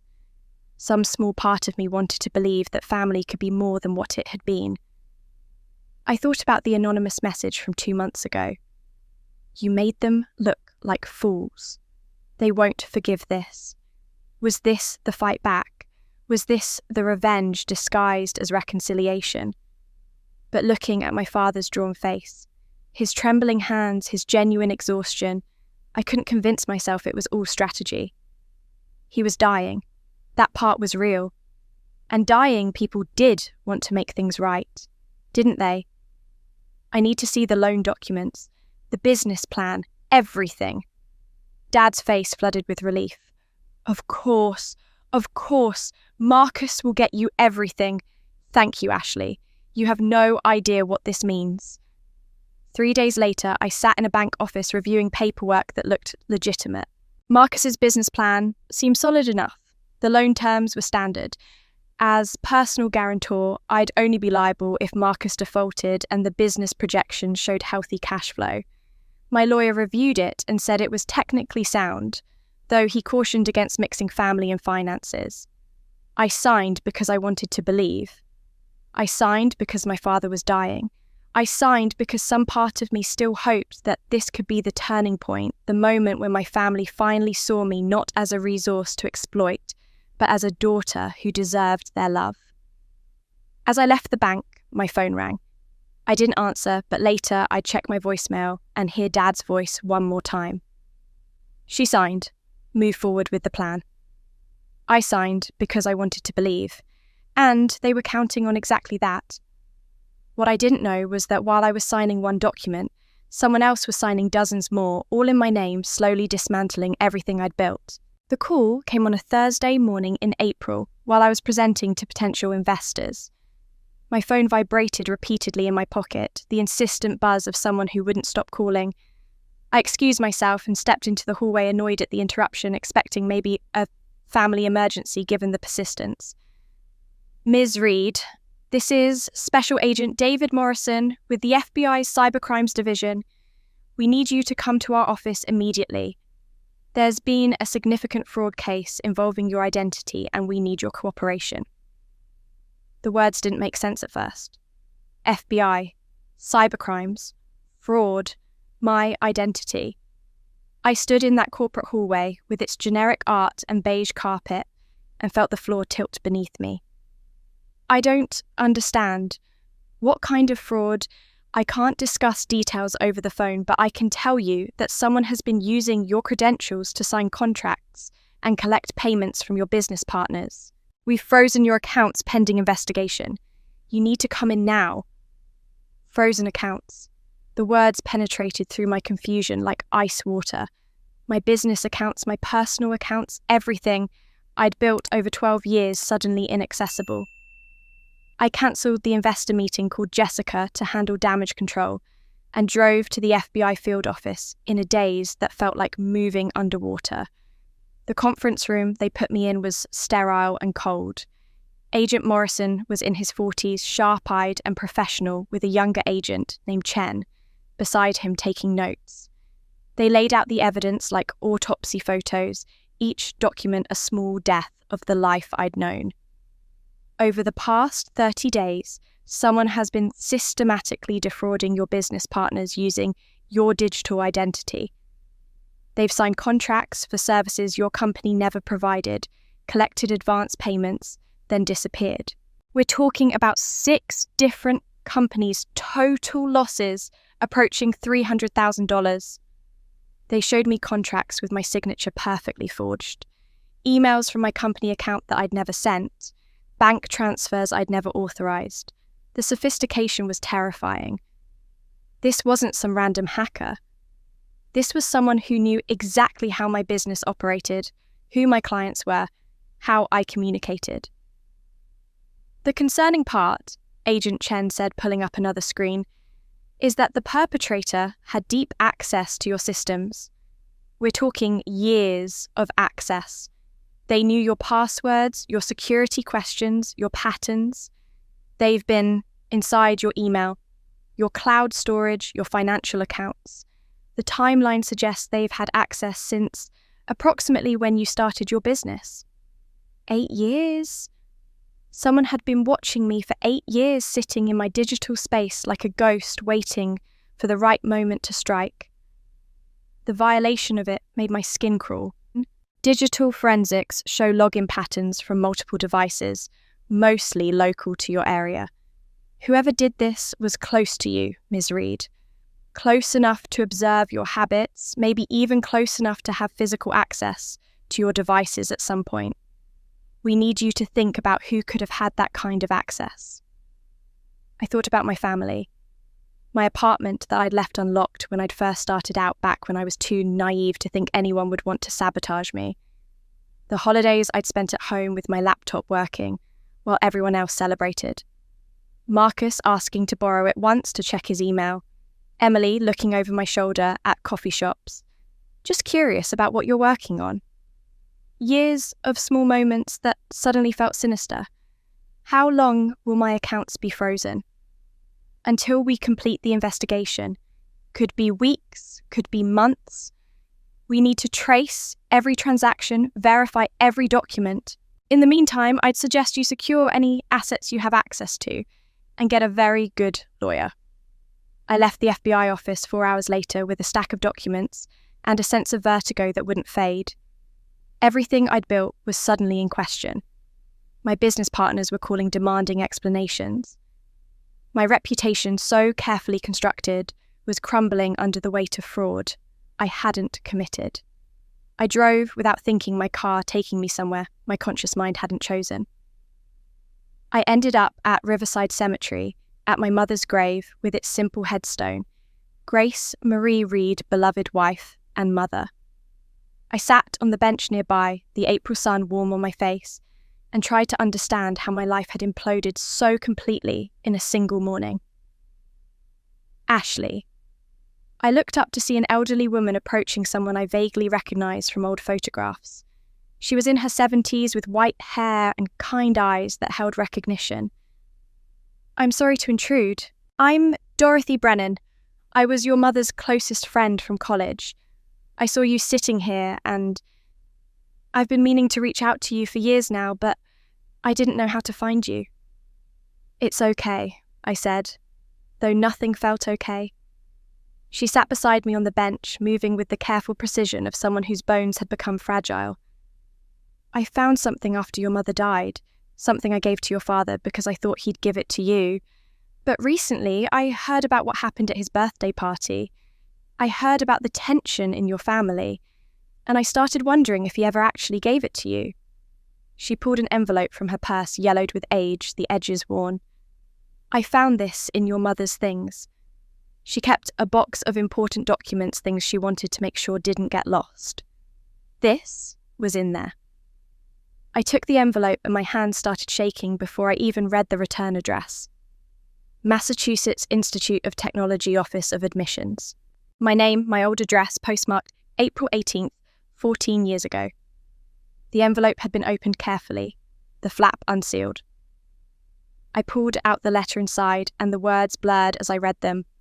Full scholarship, honours program, acceptance to MIT to the future.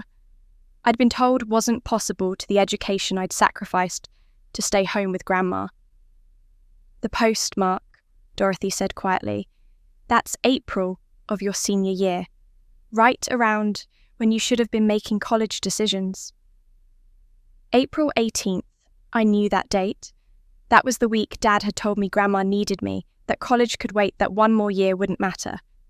That was the week my future had been stolen, and I'd thought it was my choice. Your father came to the house after the funeral. He was going through Grace's things with me. When I found this envelope, it was still sealed. I said, Oh, Ashley must not have seen this yet. He took it from me, said he'd make sure you got it. He opened it right there in front of me, read it, then put it in his pocket. I assumed he gave it to you. But he hadn't. He'd opened my mail read about my acceptance, my scholarship, my escape, and he'd buried it. He'd let me think I had no options. He'd let me give up 2 years of my life while this letter sat in a drawer, somewhere evidence of the future he'd stolen. I'm so sorry, Ashley. I should have followed up. I should have made sure you received it. I didn't know he'd... She couldn't finish the sentence. I sat there, holding the letter, feeling pieces of my life rearrange themselves into a darker picture. The identity theft. The loan that felt like a trap. The MIT letter stolen 14 years ago. Someone didn't want me to go far. And now I knew it was worse than I thought. But I had no idea how thoroughly they'd planned my destruction until I saw my father on television, tears streaming down his face. The press conference happened 3 days after I found the MIT letter. I was in my lawyer's office when Jessica called, panic in her voice. Turn on the news. Channel 7. Now. There was Dad at a podium looking frail and anguished. Marcus stood behind him, hand on his shoulder. Emily dabbed at her eyes with a tissue. I'm here today as a father deeply concerned about his daughter. Dad's voice cracked. Ashley has been under tremendous stress. The pressure of running a company combined with personal challenges has taken a toll on her mental health. She's been making erratic decisions, accusing family members of terrible things showing signs of paranoia and instability. I watched frozen as he delivered his masterpiece of manipulation to thousands of viewers. As her father, I can no longer stand by and watch her spiral. I'm petitioning the court for a temporary psychological evaluation to ensure she receives the help she desperately needs. This isn't about control or money. This is about a father trying to save his daughter. He broke down, covering his face while cameras captured every moment of his devoted concern. My lawyer muted the television. Competency hearing. If they succeed, you lose control of your company, your assets, everything until you can prove you're competent. The hearing was scheduled for 3 weeks later. 3 weeks of watching my life become a spectacle, my father's tearful concern replayed on every news station, strangers debating my sanity online. The narrative was perfect, successful woman cracks. Under pressure, loving family intervenes. Then, Marcus's business collapsed. The investment I'd guaranteed suddenly reported massive losses. Market conditions, he claimed. Unexpected circumstances. Complete failure. The bank came after me as personal guarantor. $500,000, due immediately. With my accounts frozen, I had to liquidate assets, sell stock at a loss, borrow against my company. 12 years of savings hemorrhaging out faster than I could stop it. Legal fees were crushing me. FBI investigation, competency hearing, loan defense. $30,000 a week just to defend myself against my own family. Business partners distanced themselves. Investors grew nervous. My board discussed interim leadership. Everything was crumbling. That evening, I checked into a hotel. I couldn't face my apartment, couldn't face the walls that had witnessed my rise and were now witnessing my fall. I sat on the generic bed staring at my business card. Sterling Tech Solutions. Ashley, Reed founder and CEO. The card that had meant everything at Dad's birthday party now felt like evidence of hubris. Was any of it worth it? 12 years of work, of sacrifice, of building something from nothing. And for what?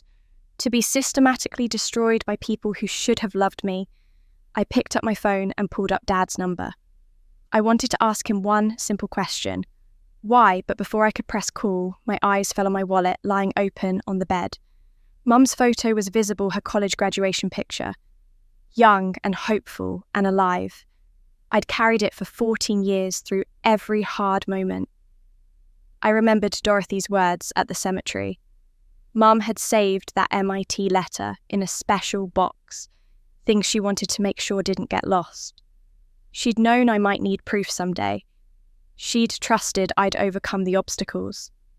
I set the phone down without calling, because asking Dad for explanations was still making him the centre of my story. That was still giving him power over my worth. And hadn't that been the problem all along? Mum hadn't raised me to need his permission to exist. I was doing this for me, not for them. I opened my laptop at 11:30, unable to sleep. The cursor blinked in an empty email draft. I typed my own address in the to field. Subject for the girl at the kids' table. Dear younger me, I know you're wondering why you're never good enough. You'll spend the next 12 years trying to prove them wrong. But here's what I learned. You were never the problem. The words poured out. Every wound, every dismissal, every stolen opportunity. But alongside the pain came clarity about what those experiences had given me. Resilience, independence, empathy for other invisible people. Stop waiting for them to choose you. Choose yourself first. Not because you're better than them, but because you deserve a table where you don't have to shrink yourself to fit. You deserve love that doesn't come with conditions. I wrote until my hands ached, until everything inside me that needed to be said had been said. I saved it as a draft titled, Remember This. Not to send, but to remember when the competency hearing happened, when my father's lawyers tried to paint me as unstable when I needed to recall who I actually was. I closed the laptop and looked at Mum's photo again. She'd understand that sometimes you have to write letters to yourself just to remember who you are when everyone else is trying to tell you who you should be. I was one signature away from losing everything. One hearing away from being declared incompetent. One breath away from giving up. But they forgot. Broken things can be reforged into something stronger. I was beginning to understand that when a man I barely recognized walked into my lawyer's office, carrying a briefcase that would change everything. I was sitting across from my attorney, Richard Chen, reviewing testimony strategies for the competency hearing scheduled for the following week. We'd been at it for 3 hours, my brain foggy with legal terminology and worst-case scenarios, when his assistant knocked and opened the door without waiting for a response. I'm sorry to interrupt, but there's a gentleman here who says he has urgent information about Miss Reed's case. He's quite insistent. Richard looked annoyed at the disruption, but something in his assistant's expression made him pause. Did he give a name? James Brennan. He says he's family. The name meant nothing to Richard, but it triggered a distant memory for me. Uncle James, the man in the photo with my mother, the one holding ice cream and laughing at some long-ago college fair, Dad's best man at the wedding. I'd seen him maybe 3 times in my life, always at a distance, always leaving early. A ghost at family gatherings who never quite belonged. Send him in, I said before Richard could refuse. The man who entered was in his early 60s, tall and lean, with silver hair and the kind of weathered face that suggested a life spent outdoors. He wore a casual blazer over a button-down shirt carrying a leather briefcase that looked expensive and well-used. His eyes found mine immediately, and there was something in his gaze that made my breath catch. Kindness. Real, uncomplicated kindness. Ashley. He said my name like he'd been waiting years to say it. I'm James Brennan. I knew your mother in college.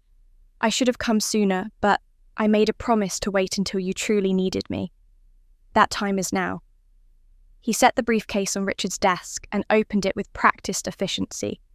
Inside were folders organised with coloured tabs, each one labelled with names I recognised. Emily, Marcus, Thomas, and one marked simply evidence. I have everything you need to prove the fraud, the identity theft, the conspiracy, James said, his voice calm and matter-of-fact. I've been quietly investigating your family for the past 4 months since the birthday party. When I saw what happened that night, when I heard about the press conference your father held, I knew Grace's fears had come true. Grace, Richard interjected. Who's Grace? My mother, I said quietly, unable to take my eyes off the folders. James pulled out the evidence folder and spread documents across the desk. I hired a team of private investigators, the best digital forensics experts money can buy. What they found is comprehensive and damning. He pointed to the first document. Your sister, Emily, has been accessing your email accounts for 5 years. These are the IP logs showing repeated logins from her devices. She knew your passwords, your security questions, everything. She's been monitoring your business communications, your personal correspondence, waiting for the right moment to strike. My hands trembled as I picked up the log sheets. There were hundreds of entries, dates, and times spanning years, all traced back to Emily's home address, her phone, her laptop. The identity theft that the FBI is investigating. James continued, pulling out another folder. It was coordinated between Emily and Marcus. Here are bank transfers showing Marcus received payments from the fraudulent contracts signed in your name. The money was funneled through shell companies, but we traced it all. They split the proceeds. $300,000 divided between them. Richard was leaning forward now, his earlier annoyance replaced by intense focus. This is admissible. Every piece of it. Legal searches, proper documentation, chain of custody maintained. I made sure of that. James pulled out more documents. The business venture Ashley guaranteed for Marcus. It was designed to fail from the start. Here are internal emails between Marcus and your father discussing the timeline. She'll sign, if I'm the one asking, Marcus wrote. Make sure the bankruptcy happens after the competency petition is filed, your father replied. They planned your financial ruin alongside their legal attack. I couldn't speak. The evidence of their betrayal laid out in black and white was somehow worse than the suspicions I'd been living with. This wasn't paranoia or stress-induced delusion. This was calculated, systematic destruction of their own family member. Why? The word came out barely above a whisper. Why would you do this for me? You barely know me. James's expression softened into something that looked like old grief. I was your mother's first love. We met in college, dated for 3 years, planned to marry after graduation. Then, she met your father at a friend's wedding, and I knew the moment I saw them together that I'd lost. He had something I didn't, a kind of intensity, a presence. Grace chose him, and I stepped aside because I loved her enough to want her happy. He sat down in the chair next to me, suddenly looking older, more vulnerable. I never married because no one was her. No one else made me feel the way Grace did. People thought it was pathetic pining for 40 years over a woman who chose someone else. But I didn't see it as pining.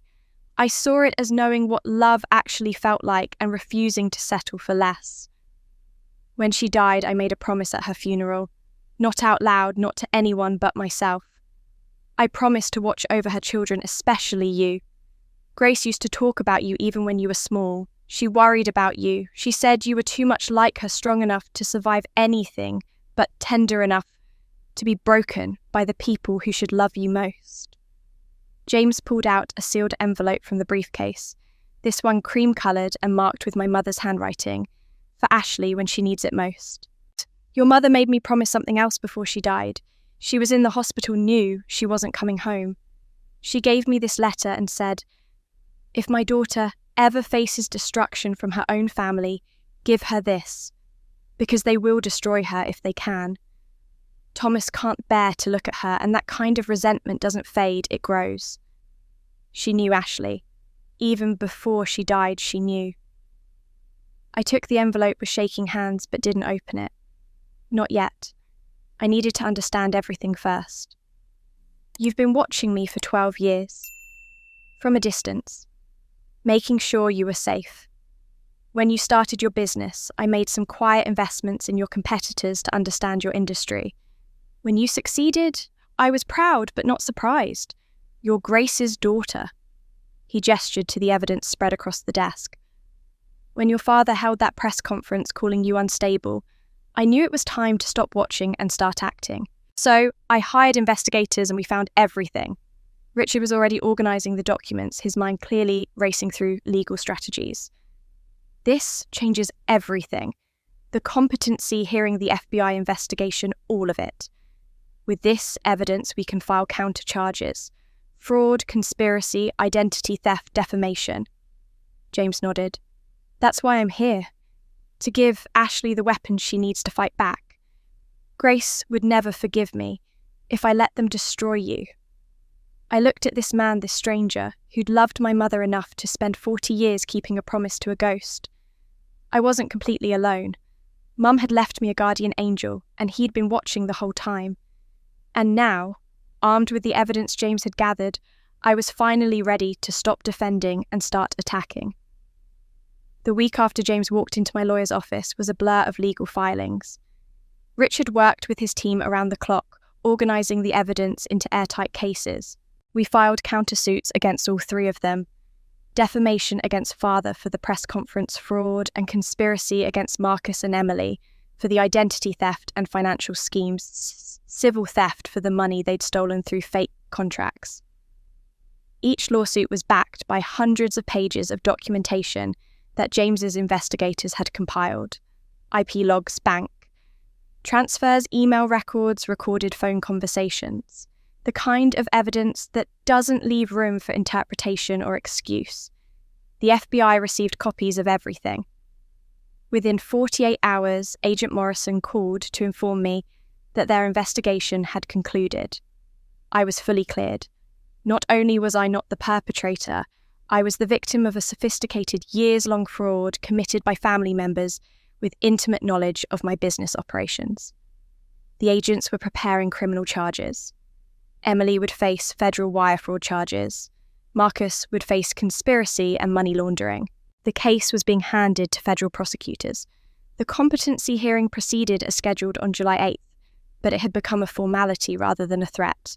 I arrived at the courthouse with Richard and James walking past reporters who'd been covering my father's claims of my instability for weeks. They shouted questions I didn't answer. Inside the courtroom was smaller than I'd expected, wood-panelled and fluorescent lit, with Dad and his lawyers already seated on one side. He looked worse than he had at the restaurant 2 months ago. The cancer was winning, carving away at him week by week. Part of me felt something that might have been pity, but the larger part, the part that had read his emails to Marcus, planning my destruction, felt nothing. The psychiatric evaluation I'd undergone 3 days earlier had been thorough and professional. 2 hours with a court-appointed psychologist who'd ask questions about my mental state, my stress levels, my decision-making processes. She'd reviewed my medical history, interviewed people who knew me professionally, examined my business performance over the past year. Her report, submitted to the judge that morning, concluded, I showed no signs of mental illness, diminished capacity, or impaired judgment. If anything, she noted, I demonstrated remarkable emotional resilience under extraordinary family stress. The judge, a woman in her 50s with sharp eyes and no patience for legal games, spent 20 minutes reviewing the evidence James had provided. The courtroom was silent, except for the sound of turning pages. When she finally looked on up, her expression was severe. Mr. Reed, I've reviewed the psychiatric evaluation of your daughter, and I've also reviewed evidence that suggests this petition may have been filed in bad faith. The doctor found Miss Reed to be of sound mind under considerable stress from what appears to be a coordinated campaign by family members to damage her reputation and finances. Can you explain why you felt a competency hearing was necessary? Dad's lawyer stood to respond, but his argument was weak. They'd relied on the FBI investigation, the accusations against family, the public revelation at the birthday party. All of it looked like evidence of instability if you didn't know the full context. But with the context, it looked like a woman defending herself against systematic abuse. The judge dismissed the petition with prejudice, which meant Dad couldn't file again. She looked directly at him when she delivered her warning. Mr. Reed, the legal system exists to protect the vulnerable, not to be weaponized against family members you disagree with. Misuse of competency proceedings is a serious matter. Consider yourself fortunate I'm not ordering sanctions. This case is dismissed. The gavel came down and I felt something release in my chest. I'd won, not because I'd fought brilliantly, but because the truth, once properly documented, was undeniable. Outside the courthouse, reporters swarmed. Emily was there, perfectly styled as always, positioning herself in front of cameras. I heard her voice carrying across the courthouse steps before I saw her. This is a travesty of justice. Ashley has manipulated everyone, the FBI, the judge, even our uncle. She's always been the problem in this family, always playing the victim while destroying everyone around her. Our father is dying, and she's using the legal system to torture him in his final months. She should be ashamed. The reporters were eating it up, cameras focused on Emily's tearful performance. I stood at the top of the courthouse steps with Richard and James watching her dig her grave deeper with every word. Then I saw them. 2 detectives in plain clothes moving through the crowd with the purposeful stride of people on official business. They reached Emily just as she was telling a reporter how I'd fabricated evidence against my innocent siblings. Emily Reed, the older detective, a woman with grey-streaked hair, held up a badge. Emily turned, her expression shifting from righteous anger to confusion. "Yes, I'm Detective Sarah Williams, FBI. You're under arrest for identity theft and wire fraud. You have the right to remain silent. Anything you say can and will be used against you in a court of law." The detective continued reading Miranda rights, while her partner moved to handcuff Emily, who'd gone completely pale. The cameras that had been sympathetically focused on her moments ago now captured her arrest, her shocked expression, her stumbling words. "This is insane. You can't. I didn't actually tell them this is a mistake." But I said nothing. I just watched as they led her toward an unmarked car, her designer heels clicking against pavement, reporters shouting questions she couldn't answer. The image of the concerned sister trying to protect her family from a troubled sibling shattered in real time on camera. Richard's phone buzzed. He glanced at it and showed me the screen. A news alert: Marcus Reed's investment firm under federal investigation, allegations of fraud and money laundering. The article detailed how the SEC had opened an investigation into Marcus's business practices after receiving evidence from the FBI. Initial findings suggested the firm was largely a shell game, using father's reputation and connections to attract investors for ventures that existed mostly on paper. The golden child's empire was collapsing under scrutiny, revealing itself to be exactly what James's investigators had documented: borrowed money, borrowed credibility, and very little substance. By evening, the local news was running split-screen coverage. On one side, footage of Emily being arrested. On the other, reporters standing outside Marcus's downtown office building, now locked and dark. The family that had tried to have me declared incompetent was unravelling not because I destroyed them, but because the truth, once exposed, did the work for me. James drove me home that night. We didn't talk much, both exhausted from the day's events. As I got out of his car, he said something that stayed with me. Grace always said the truth was patient. It waits for its moment, and then it speaks louder than any lie ever could. For once, I didn't have to fight. The truth did it for me. But the hardest truth was still coming. And it arrived in a manila folder marked Defendant Psychological Evaluation Emily Reed that Richard slid across his desk on a humid Tuesday in August. "The prosecution is required to share all evidence with us since you're the victim in the criminal case," Richard explained. "This includes the court-ordered psychiatric evaluation of Emily, her therapy records from the past 3 years, and a detailed forensic timeline of when the hacking began. I thought you should review it before her trial next month. Some of it is illuminating." I opened the folder expecting to find more evidence of malice, more proof of the calculated campaign to destroy me. What I found instead was a timeline that made my chest tighten, with something I hadn't expected to feel sadness. The digital forensics report was meticulous. Emily's first unauthorized access to my email account was dated May 15th, exactly 14 years ago. She'd been 14 years old. I would have been 26, 3 years into building my business, still working the diner shifts, still invisible to my family. I remembered that time period vaguely, but nothing stood out as significant until I saw the investigator's note in the margin. Initial breach occurred 3 days after family dinner, where subject's father reportedly said Ashley looks just like Grace multiple times while reviewing old photos. 3 days after Dad compared me to Mum. 3 days after Emily at 14 had to sit at that table and hear once again how much I resembled the mother she couldn't remember. A child not a mastermind. A desperately hurting child who'd found a way to hurt back. The next document was Emily's court-ordered testimony from her arraignment, transcribed and clinical. I read her words and heard her voice, that perfect performance voice she'd used her whole life, finally cracking open to show what was underneath. I was 5 years old when my mother died. I have zero memories of her that aren't from photographs or stories other people tell me. My first real memory is of her funeral, and even that's just images. A white coffin, Ashley crying, people I didn't know hugging me. I don't remember what her voice sounded like. I don't remember if she smelled like perfume or laundry detergent or vanilla. I don't remember her reading to me or tucking me in, or any of the things Ashley got to have. The transcript noted a pause here, 23 seconds of silence, while Emily composed herself. Everyone always said Ashley looked just like Mum. Same hair, same eyes, same smile. It's like having Grace back, people would say right in front of me. Ashley got to be the living memory of our mother, and I got to be the daughter who reminded no one of anything. I looked like Dad's side of the family.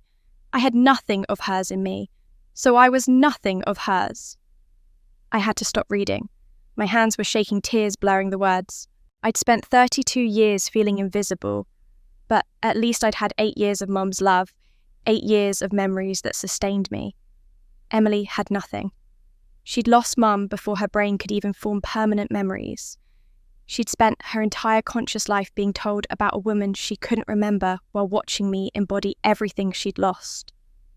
The psychiatric evaluation was 20 pages long, written by Dr. Sarah Winters, a specialist in childhood trauma and attachment disorders. Her diagnosis was detailed and devastating.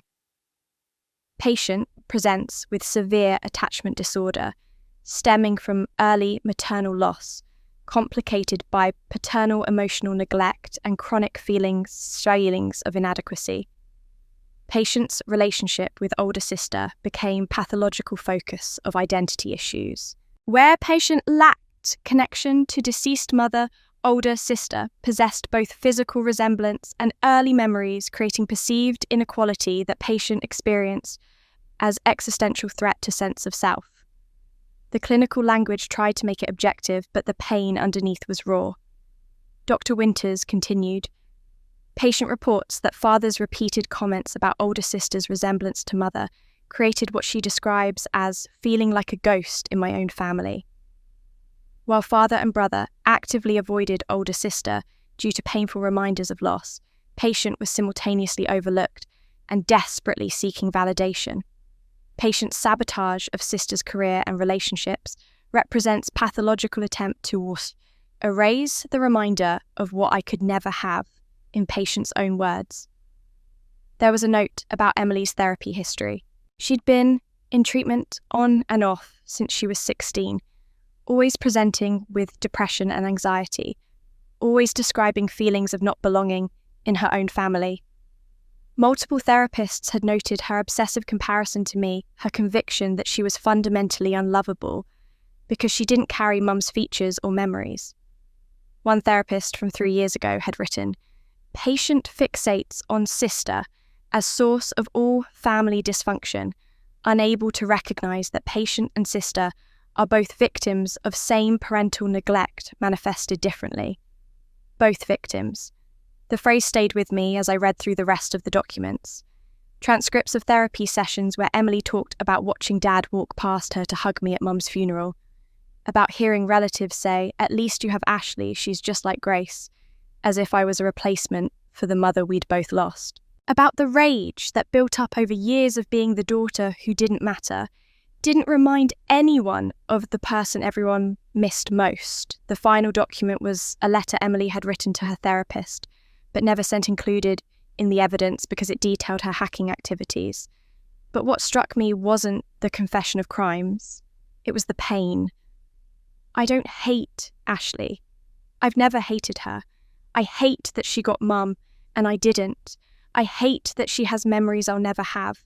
I hate that when people look at her, they see something beautiful and lost, and when they look at me, they see nothing, just Emily, just the daughter who doesn't remind them of anything worth remembering. If I could erase her, maybe someone would finally see me. Maybe Dad would finally look at me the way he looks at old photos of her, with that sadness that means you actually cared about someone. Nobody has ever looked at me like I was worth missing. I closed the folder and sat in Richard's office with tears running down my face. For 7 months, I'd thought I understood what had happened. Emily was the villain, the saboteur, the sister who tried to destroy me out of jealousy or cruelty or simple malice. But the truth was so much sadder and so much more complex. She was a 5-year-old girl who'd lost her mother and spent the next 27 years trying to understand why that loss didn't seem to matter as much as mine did. She didn't just want to be seen. She wanted me erased because I was a constant reminder of what she'd lost. And suddenly I understood. Which made what happened next feel like Mum reaching across 15 years to help me understand even more. James was waiting in the lobby when I left Richard's office, sitting in one of those uncomfortable leather chairs that law firms always have, holding a cream-coloured envelope I recognised immediately. The same handwriting as the MIT letter, the same careful script that Mum had used for important things, the kind of writing that came from a generation that still valued penmanship. "I saw you go in 2 hours ago," he said quietly. "Richard told me you were reviewing Emily's evaluation. I figured when you came out you'd be ready for this." He held up the envelope. "Your mother's letter, the one I mentioned last month. I've been carrying it with me, waiting for the right moment. This is it." We walked to a coffee shop 3 blocks away, found a quiet corner booth, away from the afternoon crowd of lawyers and paralegals getting their caffeine fixes. James ordered us both coffee neither of us would drink and sat across from me, the envelope between us on the table like something sacred. "She wrote this 2 weeks before she died," he said. "She knew she wasn't coming home from the hospital. She was weak, but lucid, determined to get everything down while she still could. She wrote for 3 days, a little bit at a time when she had the strength. She made me promise to give it to you only when you needed it most. Not when you wanted it, but when you needed it." "How did you know today was the day?" "Because you just spent 2 hours learning that your enemy was also a victim. That's the kind of understanding that changes everything. That's when you need to hear from your mother." I picked up the envelope. It was heavier than I expected, multiple pages inside. My name was written on the front in Mum's handwriting, and underneath, "For my Ashley, when the world tries to tell you who you are." My hand shook as I opened it carefully preserving the seal, even though it had already been opened once before. Inside were 4 pages of lined paper filled front and back, with Mum's small, precise writing.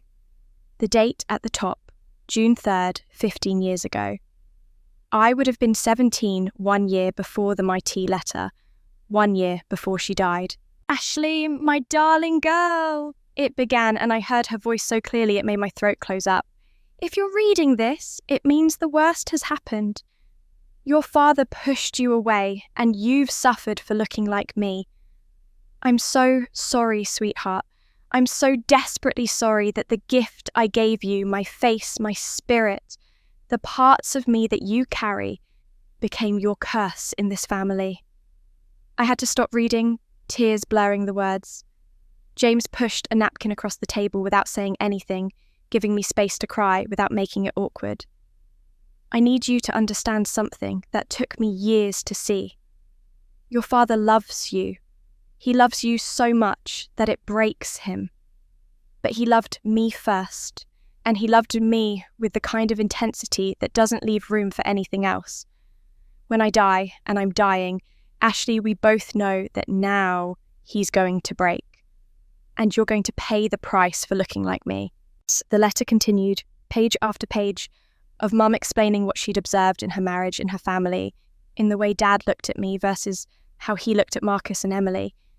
She'd seen it all, understood it all, and known exactly how it would play out after she was gone. He can't look at you without seeing me and feeling that loss all over again. It's not rational, it's not fair. But grief isn't rational or fair. It's a monster that eats you from the inside, and your father has never learned how to face monsters. He only knows how to run from them. You're going to be the thing he runs from.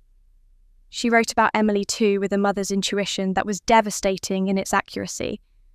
Emily is so young, and she's going to lose me before she can remember me. She'll grow up hearing about me like I'm a fairy tale, and you'll be the living proof that I was real.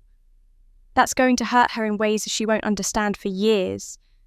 Be patient with your sister Ashley. She's going to struggle with who she is because she doesn't carry visible pieces of me. And in a family that can't let me go, that's going to make her feel invisible. The letter shifted then, becoming less about explaining and more about guiding. This isn't your burden to carry, my love. His inability to process grief is not your failure. Her inability to remember me is not your fault. You are not too much, too little, or too anything. You are exactly who you're meant to be. The face I gave you, the spirit you inherited, the strength you have, these aren't curses. They're gifts. One day, when you've survived everything they'll put you through, you'll understand that. Mom wrote about the trust fund she was establishing, about the conditions she was setting, about her hope that I'd use the resources she was leaving not for revenge, but for something better. I've left something for you, Ashley. Not just money, but a choice. When the time comes, you'll understand. The money is security, but the choice is power. You'll have the power to punish them or to help them, to destroy or to heal. And knowing the daughter I raised, I trust you'll choose grace. The final paragraph was the one that broke me completely. Love people not because they deserve it, but because you are capable of it. That's the real power, Ashley. Not revenge, but grace. Not proving them wrong, but being so completely yourself that their opinions become irrelevant. You're going to be magnificent, my darling girl. Not in spite of this family, but because you learned early that you had to be your own family first. I'm so proud of you. I will always be proud of you. And whenever you doubt that, whenever you feel invisible or unworthy or too much like me, remember, I chose to give you my face because I wanted the world to see me in someone strong enough to survive anything. You are my gift to the future.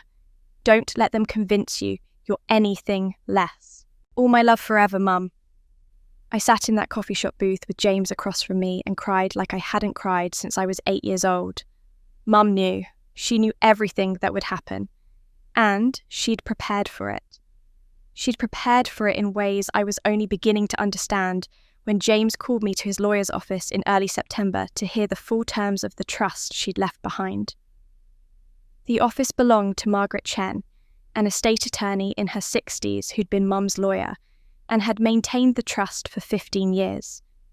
She sat behind a mahogany desk covered in carefully organised documents, her expression professionally neutral, but her eyes kind. James sat beside me, and for the first time since this whole ordeal began, I felt genuinely curious, rather than defensive about what would come next. Ms. Reed, I've been the trustee of your mother's estate since her death, Margaret began. Under the terms she established, I was instructed to contact you when you turned 30 to begin the process of transferring assets. However, given that you were difficult to locate through traditional channels and seemed to be managing well independently, I waited for the appropriate moment. Your uncle recently informed me that moment has arrived. I glanced at James, who'd remained characteristically quiet, letting the lawyer explain. Margaret opened a leather folder and pulled out documents that looked official and important. Your mother established a trust fund 15 years ago, using life insurance proceeds, investments, and personal savings. Through careful management and favourable market conditions, that trust is currently valued at approximately $10 million. The number hung in the air. 10 million. I'd known Mum had left me something, her letter had mentioned it, but I'd assumed it would be modest, maybe enough to help with college or a down payment on a house. Not this. The trust was to be released to you when you turned 30, provided you met certain conditions. Margaret pulled out another document, Mum's actual handwritten specifications. First, you must be financially independent, supporting yourself without family assistance. Second, you must have no criminal record. Third, and I quote, "My daughter must demonstrate kindness and emotional maturity sufficient to use resources wisely and compassionately." Margaret looked up at me. As trustee, your Uncle James was responsible for determining whether you'd met these conditions. He certified 2 years ago, when you turned 30, that all requirements had been satisfied. Technically, this money has been yours for 2 years. We simply waited for the right moment to transfer it formally. 2 years? I'd been eligible for 2 years while I was working night shifts, while I was building my company, while I was struggling to make rent. The irony wasn't lost on me. However, Margaret continued, her tone shifting slightly, there is one additional provision that your mother included. This one is not a condition for you to receive the trust, but rather a choice you must make about what happens after you receive it. She pulled out another page, this one with a longer section in Mum's handwriting. The trust may be shared with her siblings Emily and Marcus if, and only if, Ashley determines they have genuinely grown, apologised and demonstrated remorse for any harm they may have caused her. The decision of whether to share and in what proportions is entirely Ashley's. This provision cannot be challenged legally. The money is hers. The choice of whether to extend mercy is also hers. Margaret looked at me directly. Your mother wrote a note explaining her reasoning. Would you like me to read it? I nodded, not trusting my voice. I don't know what my children will do to each other after I'm gone, Margaret read from Mum's note. I hope they'll love each other, but I fear they won't. I fear my death will break them in different ways, and those breaks will cause them to break each other. So, I'm leaving this choice to Ashley, my strongest child, the one most like me. The money is hers because she'll need it after surviving what I suspect is coming. But I'm giving her the power to share it because I want to know what kind of woman she becomes. Does she become bitter, hoarding resources and punishing those who hurt her? Or does she become better, understanding that hurt people and choosing grace anyway? I can't force her to be merciful. I can only give her the power to choose. Margaret set down the paper. Your mother didn't want to guarantee your siblings nothing. She wanted to test whether you'd become bitter or better. The money is already yours, Ms. Reed. The question is, what will you do with this power? I sat in that office, looking at documents that represented my mother's final gift and final test. She'd given me financial security, yes, but more than that, she'd given me a choice that would define who I was. I could keep every penny justified by years of mistreatment. I could punish Emily and Marcus by withholding what they might desperately need. No one would blame me. After everything they'd done, the identity theft, the financial sabotage, the competency hearing, the stolen MIT letter I'd earned the right to revenge. Or I could do what Mum had hoped I'd do. See them as she'd seen them in her final weeks, broken children who'd survived her death in their own damaging ways. Emily, who'd lost a mother before she could remember her. Marcus, who'd been raised to believe worth came from achievement rather than being. Dat, who'd never learnt to grieve without destroying. All of them damaged by the same loss that had damaged me, just manifesting differently. How much time do I have to decide? I asked. There's no deadline, Margaret said. The money transfers to your accounts today if you wish. The decision about sharing can be made whenever you're ready. Next month, next year, never. It's entirely up to you. James spoke for the first time. Your mother trusted you to make the right choice. Not the easy choice, not the justified choice, but the right one. Whatever you decide, she'd be proud that you thought it through. I looked at the documents at the number that represented more security than I'd ever imagined at the power to help or hurt the people who'd tried to destroy me.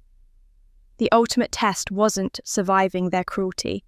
It was choosing mercy over revenge. And I was about to find out if mercy was even possible when I heard the full truth of what my sister had done.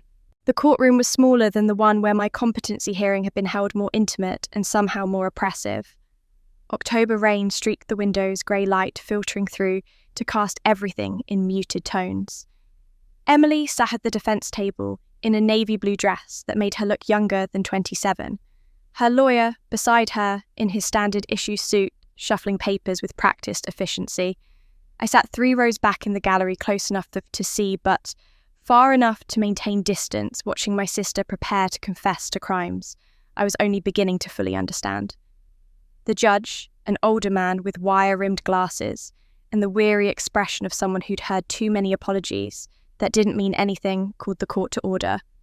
Emily's plea deal had been finalised weeks ago. 3 years probation, 500 hours of community service, mandatory therapy, and full restitution of the money she'd stolen through fraudulent contracts. No, jail time largely because of her clean record, her mental health history, and my statement to the prosecutor that I didn't believe incarceration would serve anyone's interests. But the deal required an allocution.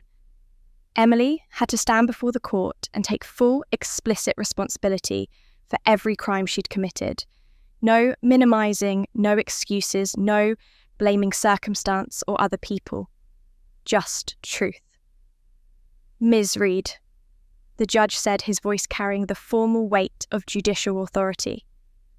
You've entered a guilty plea to charges of identity theft and wire fraud.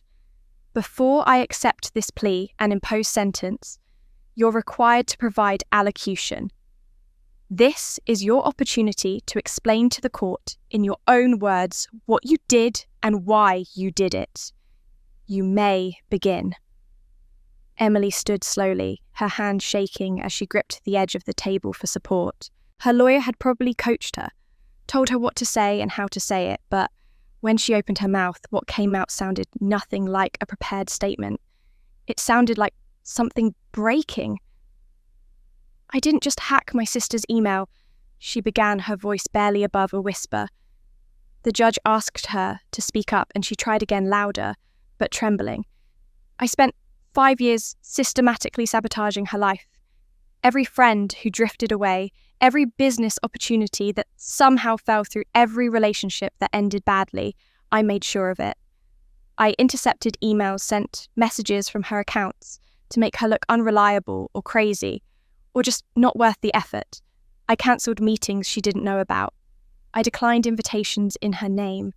I created problems and then watched her struggle to understand why her life kept falling apart.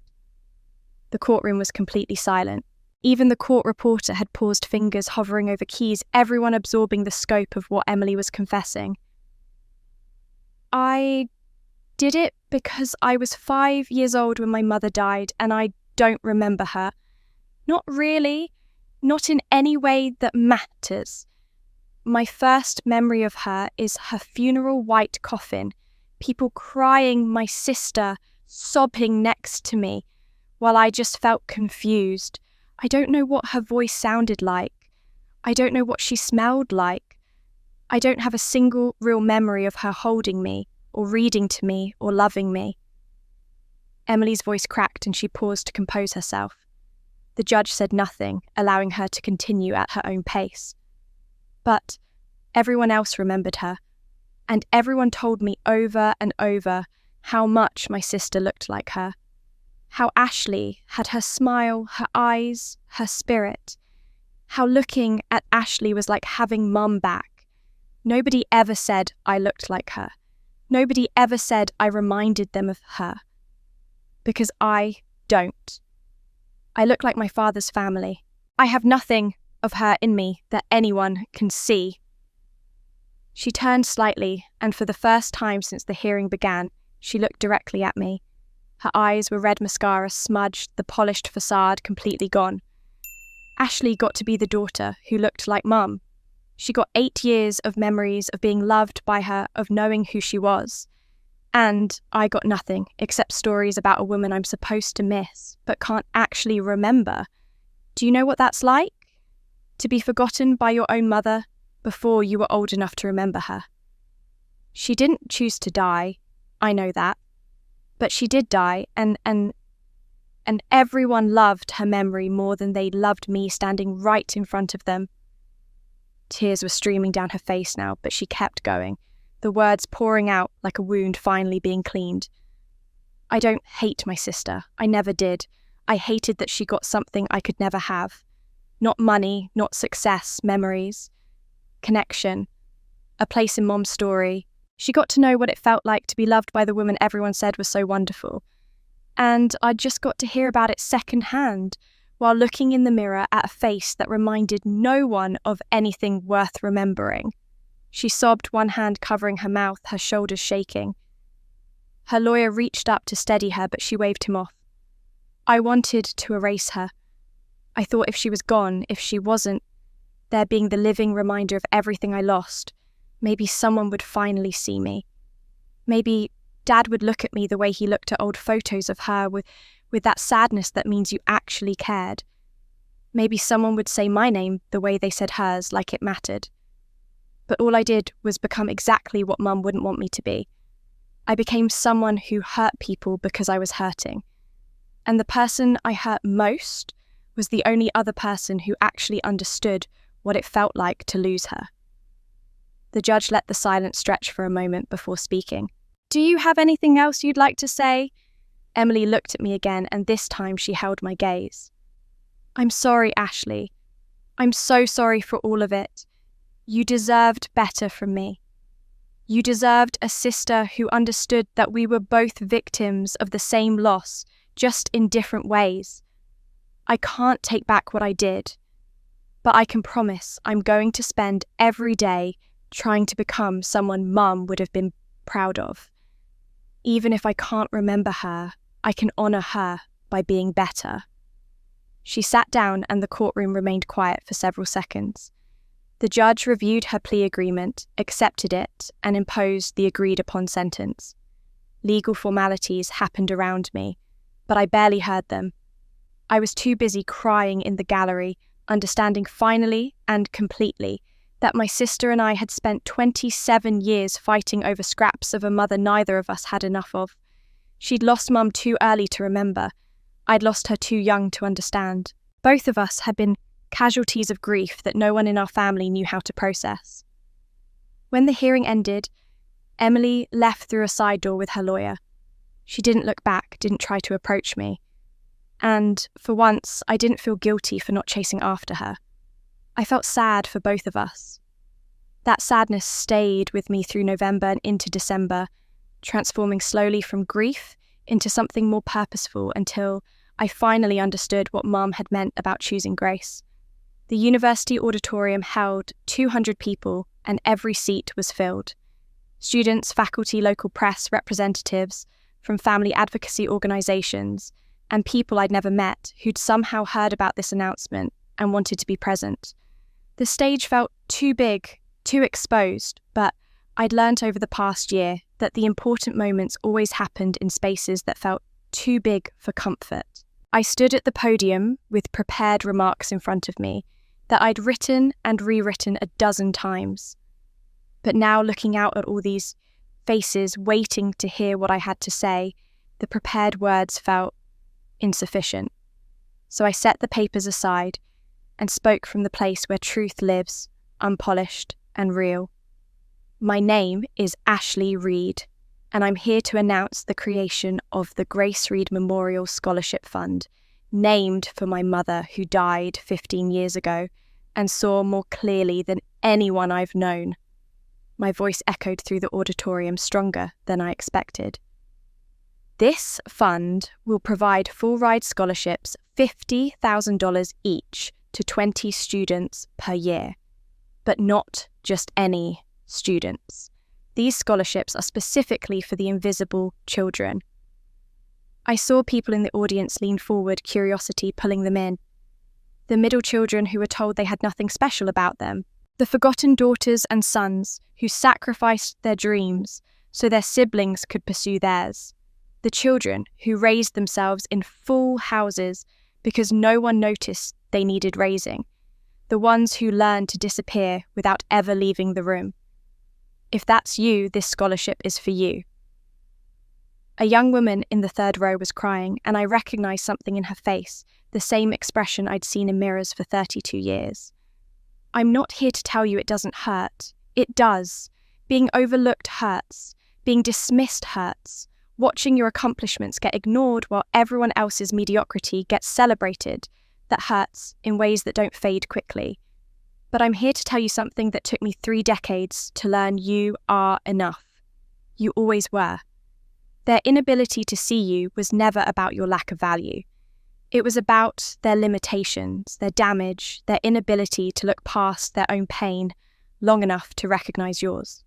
The auditorium was completely silent, that rare kind of silence where you know people are actually listening, actually hearing.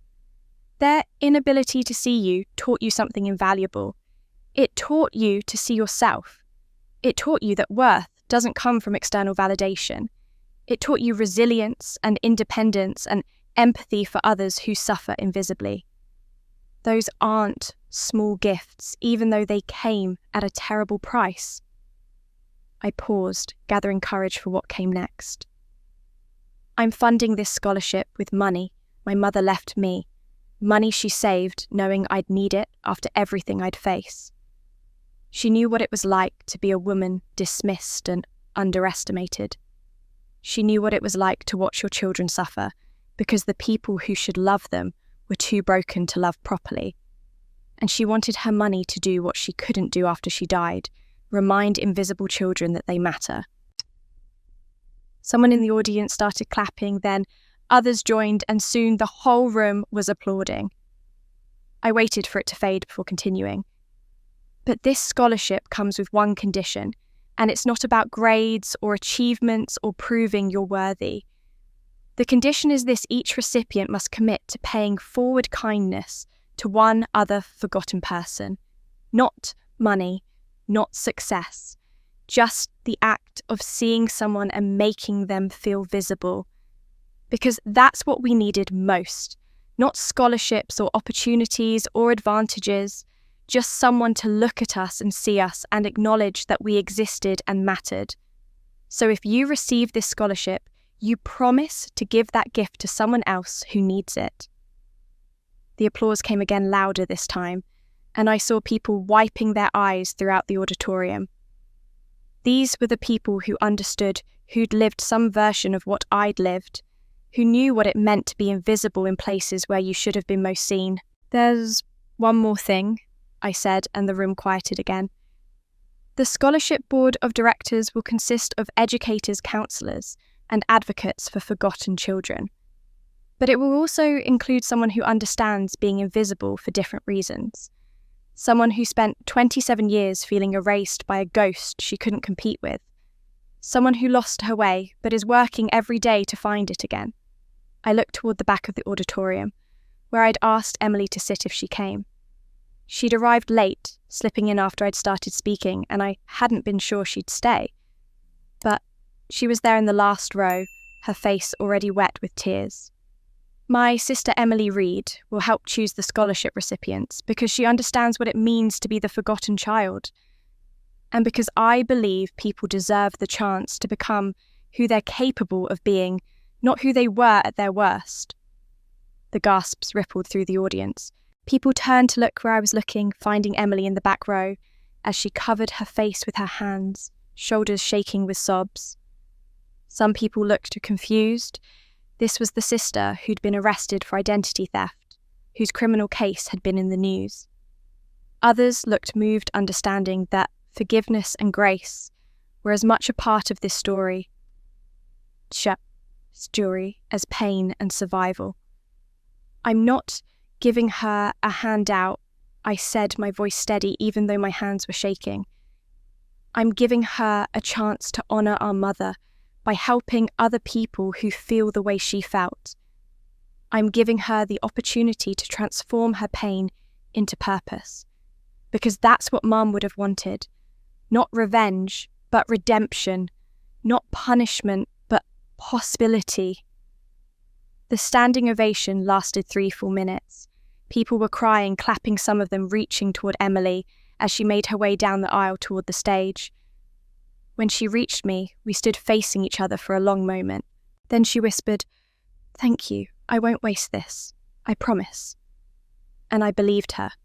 I'm not giving her a handout, I'm giving her a chance to be the person Mum would want her to be. And 6 months later, as I walked through hospital corridors that smelled of antiseptic and quiet dying, I wondered if I could offer the same chance to the man who'd spent my entire life making me feel invisible. The hospice wing was painted in soft blues and greens, colours meant to soothe, but that only made the reality of death feel more clinical. Dad's room was at the end of the hall door, half open, late afternoon sunlight streaming through windows that overlooked a garden. No one in this wing would ever walk through again. He'd called me himself, his voice barely above a whisper on the phone. "Ashley, I don't have much time. Days, maybe a week. I'd like to talk to you. Just us. No lawyers, no family, no audience. Just a father and daughter." I'd almost said no, almost protected myself one final time from the man who'd hurt me most. But something in his voice, some quality of genuine desperation, made me agree. He looked impossibly small in the hospital bed, this man who'd dominated every room I'd ever been in with him. The cancer had taken 50 pounds, maybe more, leaving him gaunt and pale, his skin hanging loose on bones that seemed too fragile to support even his diminished weight. An IV drip fed morphine into his arm. Monitors beeped, softly, marking time he didn't have much more of. "Thank you for coming." His voice was rough, damaged by the tumour pressing against vital things inside him. "I wasn't sure you would." I pulled a chair close to the bed and sat. I wasn't sure either.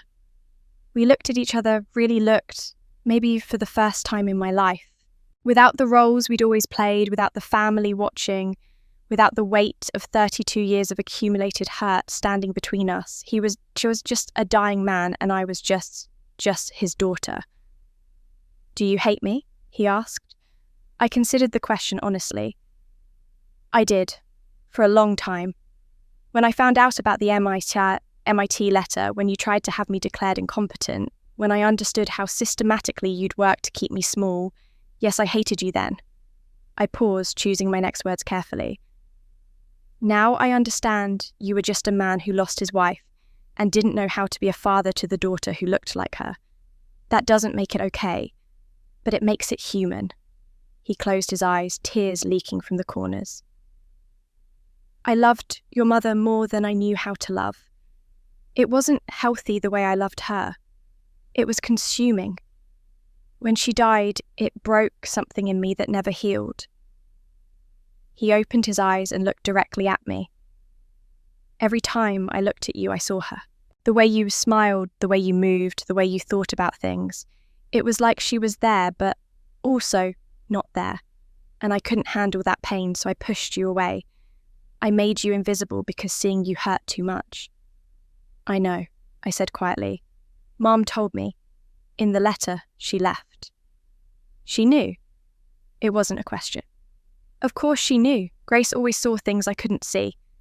He shifted in the bed, wincing with pain even the morphine couldn't fully mask. "I'm so sorry, Ashley. I stole years from you because I couldn't face my own grief. I let you sacrifice your college dreams. I dismissed every achievement. I sent you to the kids' table at my own birthday party like you were nothing. And you were never nothing. You were everything I couldn't bear to acknowledge." We talked for 2 hours longer than we talked cumulatively in my entire life. He told me stories about Mum. I'd never heard moments when I was small, and he'd actually seen me, noticed me, felt proud of me, but couldn't bring himself to say it because saying it would mean admitting how much I mattered and how much that scared him. He talked about watching me leave at 20 and feeling simultaneous relief and loss. He talked about seeing the news coverage after the birthday party and realising too late that the daughter he dismissed had become someone extraordinary without his help or approval. The competency hearing, he said, his voice breaking. That was Marcus's idea, but I went along with it. I let him convince me you were a threat, that you take everything that you needed to be stopped. I was so focused on protecting what I thought mattered that I didn't see I was destroying what actually did matter. He reached for my hand, his grip weak but insistent. Can you ever forgive me? I looked at our hands, his skin papery and cold, mine warm and alive. I don't know, I answered honestly. I forgive you for being broken. I forgive you for not knowing how to grieve. But forgiving the specific choices you made, the specific ways you hurt me, that's harder. Maybe I'll get there someday. Maybe I won't. But I can sit here with you now, and that's something. It's more than I deserve. He closed his eyes again, exhausted from talking, from confessing, from facing what he had done. Who was I to you, Ashley, really? I thought about that question, about how to answer truthfully, without cruelty. You were the father I needed to stop needing. You taught me, without meaning to, that I couldn't wait for your approval to have worth, that I had to find it in myself. And that made me stronger than you'll ever know. You made me someone who can stand alone, who doesn't crumble when love is withheld, who knows her value regardless of who sees it. That wasn't what you intended to teach me, but it's what I learned. He nodded slowly. Your mother would be so proud of you. I'm proud of you for what it's worth, even if I never said it when it would have mattered. It's worth something, I said. Not everything, but something. We sat in silence as the sun set through the window, painting everything in shades of orange and gold. When a nurse came to adjust his medication, I stood to leave. Will you come back? He asked. I don't know, I said again. But I'm glad we had this conversation. I'm glad we finally told each other the truth. He died 3 weeks later, and I cried not for who he was, but for who he could have been. That grief, complicated and unfinished, took months to process, but eventually it settled into something I could carry without it carrying me. And now, nearly 2 years after the night that changed everything, I was finally ready to set a table of my own. My home wasn't grand, just a 3-bedroom house in a quiet neighbourhood where people walked their dogs and knew their neighbours' names. The dining room held a table for 20, and that's exactly what I'd arranged for tonight.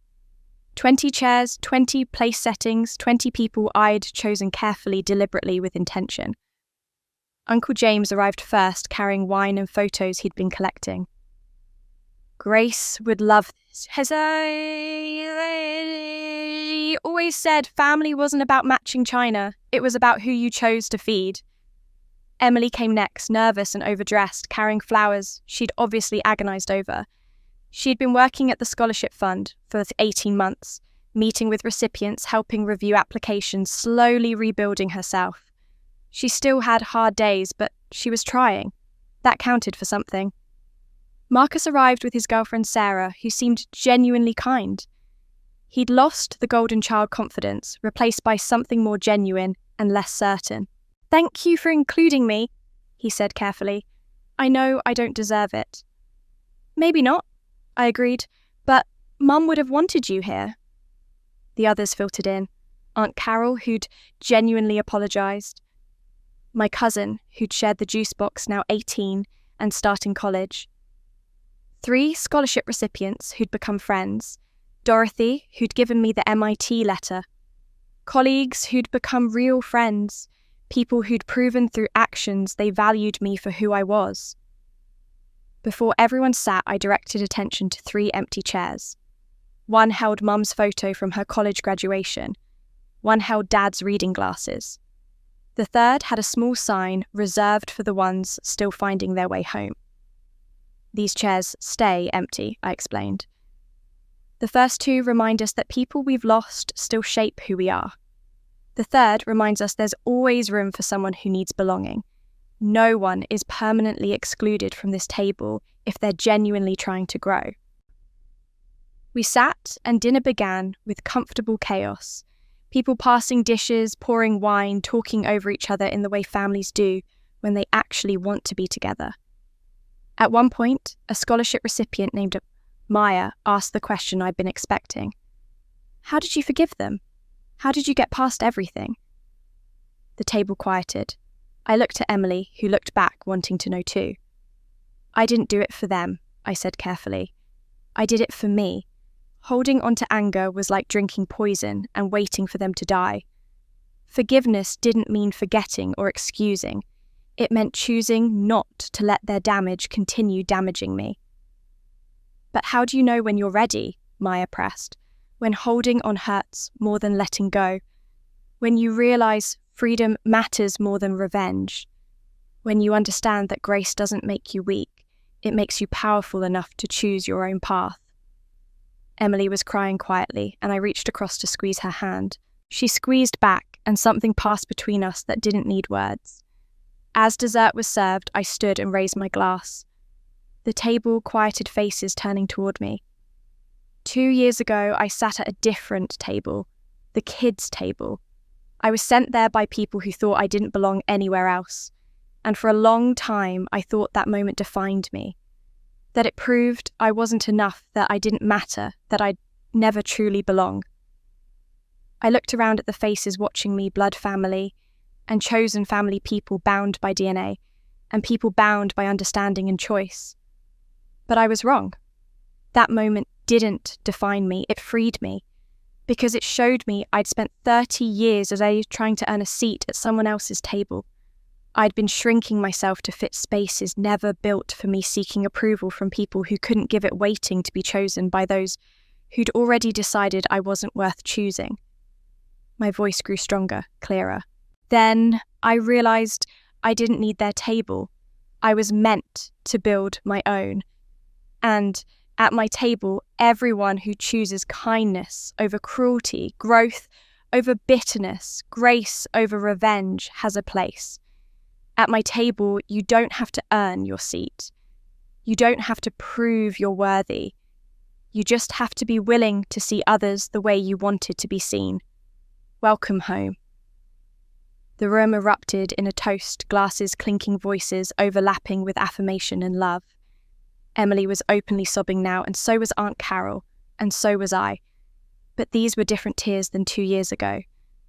These weren't tears of humiliation or rage. These were tears of arrival, of finally understanding that home wasn't a place I'd been cast out of. It was a space I'd built and filled with people who'd earned their place by showing up with honest hearts. Later, as people were leaving, Maya approached me one more time. I get it now, she said. You're not telling us to forgive people who hurt us. You're telling us we get to choose. We get to decide who sits at our table. Exactly, I said. Because once you know your worth, no one gets to place you. You place yourself, and that changes everything. If Ashley's story resonated with you, if you've ever felt invisible in your own family, or been told you weren't special enough, I want you to know something: you are not alone. There are millions of us who grew up being overlooked, dismissed, or forgotten by the people who should have seen us most clearly. But like Ashley, we have the power to write our own endings, to build our own tables, to choose grace over bitterness. I'd love to hear your story in the comments below. Have you ever been the invisible child in your family? Have you had to choose between revenge and forgiveness? What would you have done in Ashley's situation?